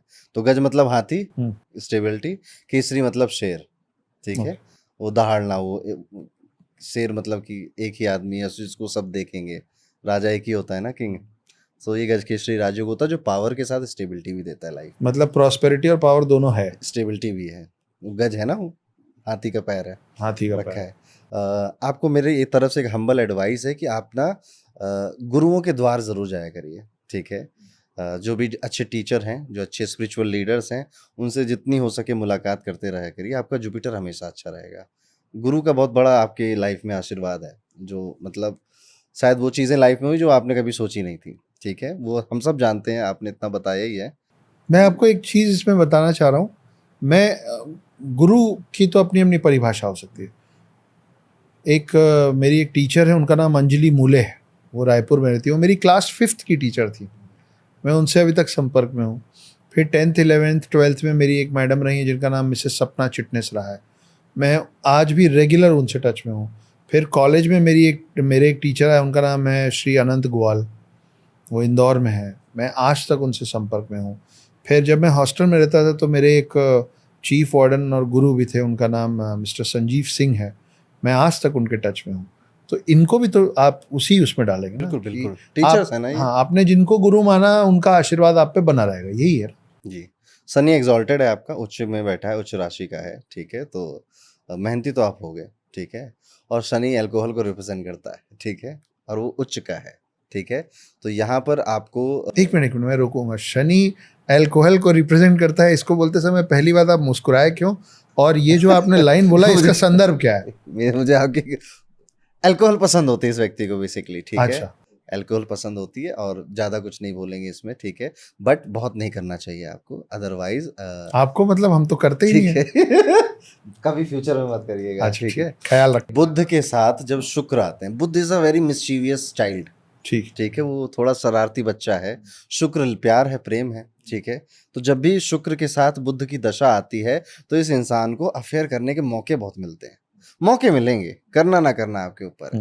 वैसे जहाँ तक मेरी सोच जा रही है, आपका शनि 3rd हाउस में बैठा हुआ है। अपोजिट जेंडर आपको हिंट्स देते हैं, प्रपोज़ करते हैं। जी, ये होता रहता है और बहुत जी, ये बहुत आम है, वो आप होता है। रिस्पेक्टफुली मना कर देते होगे। हाँ, मतलब अब तिरस्कार तो क्या करें? अच्छा लगता है? किसको नहीं लगता है? किसको नहीं लगता है? लेकिन क्या है कि प्यार एक एक पॉजिटिव वो है ना, एक पॉजिटिव इमोशन है, तो उसको आप नेगेटिविटी से तो ना थपड़ाएँ। उसको मैं नकारता हूँ, लेकिन मैं अच्छा विद एक ऑल बात ड्यू एक रिस्पेक्ट। एक बात और बताइए आप, जैसे कभी आपने गौर किया कि आप चाहे जितनी जगह बदल लो रहने वाली घर जी। में, आपका बाथरूम में कुछ ना कुछ प्लम्बिंग इश्यू आ जाता है। अरे हाँ, ये बात तो सच है। अभी भी है मेरे मास्टर या बेडरूम कुंडी में। खराब हो जाएगी, कभी रोशनदान, कभी पाइप से लीकेज नहीं, हो इस बार जाएगी। तो वॉल का एक साइड के वॉल के सारे टाइल बड़े-बड़े साइज़ के टाइल हैं। सीलन की वजह वो से? उखड़ रहे हैं। वो बिल्कुल ऐसा फूल सा गया है और टॉवल टाँगने का जो हैंडल होता है, वो एक तरह से लटक गया है क्योंकि वो उसका नेल छोड़ दिया है। इतना बाहर आ गया टाइल। सो ये कैसे होता है कि चंद्रमा से जब राहु 8वें में बैठेगा, हुँ। तो इस व्यक्ति के बाथरूम में प्रॉब्लम्स आती रहेंगी। ये एक सिम्पटम मिनट, होता है। सिर्फ़ बाथरूम में प्रॉब्लम आएगी या बाथरूम में भी प्रॉब्लम? नहीं, बाथरूम में मतलब जहाँ भी जाएगा, या तो लैच खराब हो जाएगा या बार-बार प्लम्बिंग इश्यूज़ आते इसका रहेंगे। डाइजेशन सिस्टम से भी कोई लेन-देन है? डाइजेशन तो ठीक लगता है, ठीक इसमें है, इसमें कोई ठीक। इश्यू नहीं। इससे इस चीज़ से लेना देना है कि आप जहाँ रहोगे, हुँ। आपके आस बगल वाला जो घर है, चलिए ऐसे तो अभी आप फ्लैट में रहते होगे, ठीक है? जैसे आप अंबिकापुर में जहाँ पे आपका जन्म हुआ था, वहाँ या देखिएगा, अगल-बगल वालों को अपने बच्चों से प्रॉब्लम होगी, अच्छा। ठीक है? आपके घर के सामने खाली जगह होगी, पार्क होगा, प्लॉट हो ओ खाली प्लॉट होगा, और अगर नहीं है तो कोई रह रहा है, तो वो परेशान होगा। ये इसका क्या मतलब, जैसे क्यों ऐसा? आपके घर के सामने या तो खाली प्लॉट नहीं, पर क्यों ऐसा? है सामने कि अगर नहीं कोई है, खाली पर प्लॉट अगर सामने कोई रह रहा है तो उसको अपने बच्चों से दिक्कत होगी, ये क्यों? ये जब भी चंद्रमा से राहु अष्टम में आता है, हुँ। तो उनको परेशानी देगा, जो भी सामने रहेगा आपको। कभी बच्चों की भी दिक्कत दे सकता है, कभी फाइनेंस की प्रॉब्लम भी दे सकता है, वो आपको पता रहेगा। मतलब कुल मिला के आप ये बोल रहे हैं कि मेरे सामने हाँ। कोई खड़ा नहीं हो सकता, आपके सामने खाली रहेगा। है ना? यही कह ये रहे हैं ना सेम आप? कंडीशन मेरे साथ है, अच्छा, मेरे हॉरोस्कोप में है। मेरा बाथरूम जहाँ भी चले जाओ, कुछ ना कुछ दिक्कत आएगी। और आपके सामने भी कोई खड़ा नहीं रह सकता? देखिए, इस घर के सामने देखिए, खाली प्लॉट हाँ, है। खाली प्लॉट। मेरे कानपुर के घर के सामने खाली प्लॉट है। तो ये चीज़ें और कैरी ये कर जो हम एक जैसे 2 लोग एक दूसरे के आमने-सामने बैठ गए हैं, उसका क्या होगा? नहीं, वो रहने वाले भी हैं। तो आप कह रहे थे कि मेरे को आने वाले समय में भी इस तरीके के अपोजिट जेंडर से प्रपोज़ल्स आते हाँ, रहेंगे? अभी 2025 में तो बहुत आएँगे। ऐसा? मैं 1 साल का इंतज़ार करूँ? और देखते हैं, केतु दूसरा, ठीक है। तो खर्चीले हो आप, कभी सोचते नहीं हो खर्च करने से पहले? तो मैं बहुत ज़्यादा खर्चीला हूँ और मैं पैसा जमा करने में बहुत ख़राब हूँ, मेरे हाथ में नहीं रुकता है। ऐसे रहो, इसी ऐसे रहो। वजह से मैं अब अपना पैसा और अपना फाइनेंस देखता ही नहीं हूँ। मैं कोई निर्णय नहीं लेता हूँ पैसे कौड़ी का। मेरे परिवार ने मुझसे कहा, अरुण जी, कि आप बहुत अच्छा कर रहे हैं, ठीक-ठाक अच्छा कमा रहे हैं। आप जो कमाएँगे उसका 10% आपको दिया जाएगा, बाकी पूरा हम रखेंगे। हमने बोला जी, ताकि पूरा 10% भी खर्च करूँ तो 90% घर में रुका रहे।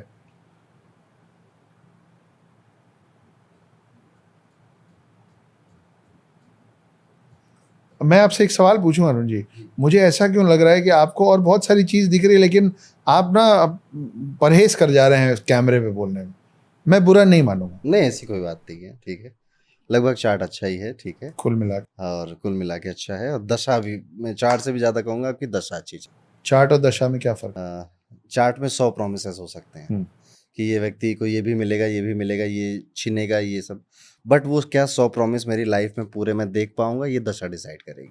अच्छा। तो अगर उस प्लेनेट की जो ये प्रॉमिस बना रहा है दशा आ गई तो वो प्रॉमिस पूरा होगा, और नहीं आई या गलत टाइम पे आ गई तो प्रॉमिस पूरा नहीं होगा।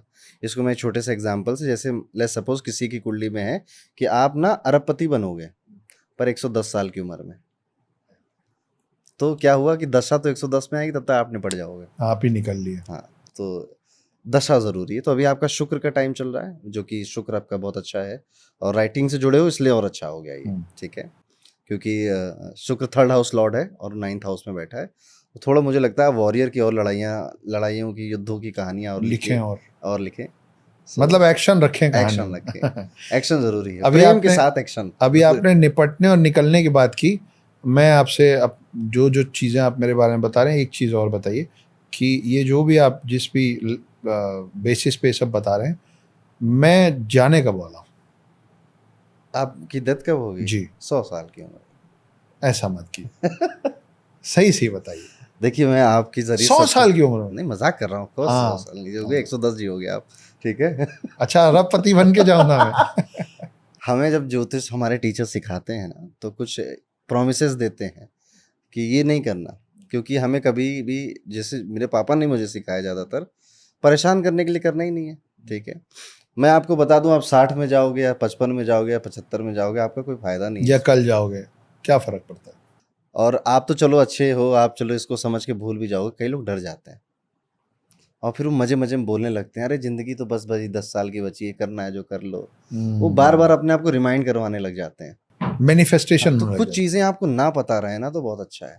चलिए ऐसा कर लें। अभी मैं एक पॉडकास्ट सुन रहा था रंगनाथन जी का, ठीक है, आनंद तो रंगनाथन। हाँ, आनंद जी। रंगनाथन, तो वो कह रहे थे कि हिंदू सोया था तो ज़्यादा अच्छा था उसके लिए, अब हिंदू जाग गया तो ज़्यादा दिक्कत हो रही है, क्योंकि वो जाग गया, उसे सब पता चल गया मेरे साथ क्या क्या हो रखा है, तो अब उसे चुभता है वो चीज़। तो कई चीज़ें आप सोते रहो, आपको ना पता हो तो ही अच्छा है। ठीक है। हालांकि आपकी ये बात भी सच है कि मैं मृत्यु को बहुत ही आराम से लेता हूँ। मैं उससे विचलित नहीं होता हूँ उस बात से, क्योंकि एक समय के बाद आपको समझ में आने लग जाता है कि क्या उस चीज़ से क्या विचलित होना है जिसका आना निश्चित है। निश्चित है, एक ही तो सत्य है इस दुनिया में, बाकी सब चीज़ें टल सकती हैं, झूठ। मतलब जीवन का जो अल्टीमेट डेस्टिनेशन है वो तो मौत ही है। और ये सिर्फ इंसान के लिए नहीं, हर चीज़ के लिए। हाँ, जो चाहे चीज़ पशु हो, आई है वो कोई खत्म हो सामान जाएगी। है, कोई लकड़ी है, वो एवरीथिंग, एवरीथिंग सबकी एक एंड डेट लिखी हुई है। तो इस बात से कि सब की एंड डेट लिखी हुई है, हम एंड करने जा रहे हैं इस पॉडकास्ट को। इस पॉडकास्ट का नाम आज से हम बदल देंगे, क्योंकि ये सवाल अब मैं पूछ रहा हूँ, जवाब दे रहे हैं अरुण जी। तो ये थे अरुण पंडित। मेरा नाम है उर्मिला पुत्र Akshat Gupta. I am a full time house husband, part time author, screen writer, poet and lyricist. इस एपिसोड को देखिए, लाइक कीजिए, शेयर कीजिए और बेल आइकन दबाइए, ताकि अगली बार से अरुण पंडित जी के सामने इस कुर्सी पे कोई भी बैठा हो, रिलीज होते साथ आपको पता चल जाए। और अगर आप लोग इस एपिसोड को पसंद करेंगे तो ये जोड़ी आपके लिए फिर से आएगी। राधे राधे। ठीक, राधे राधे। राधे राधे।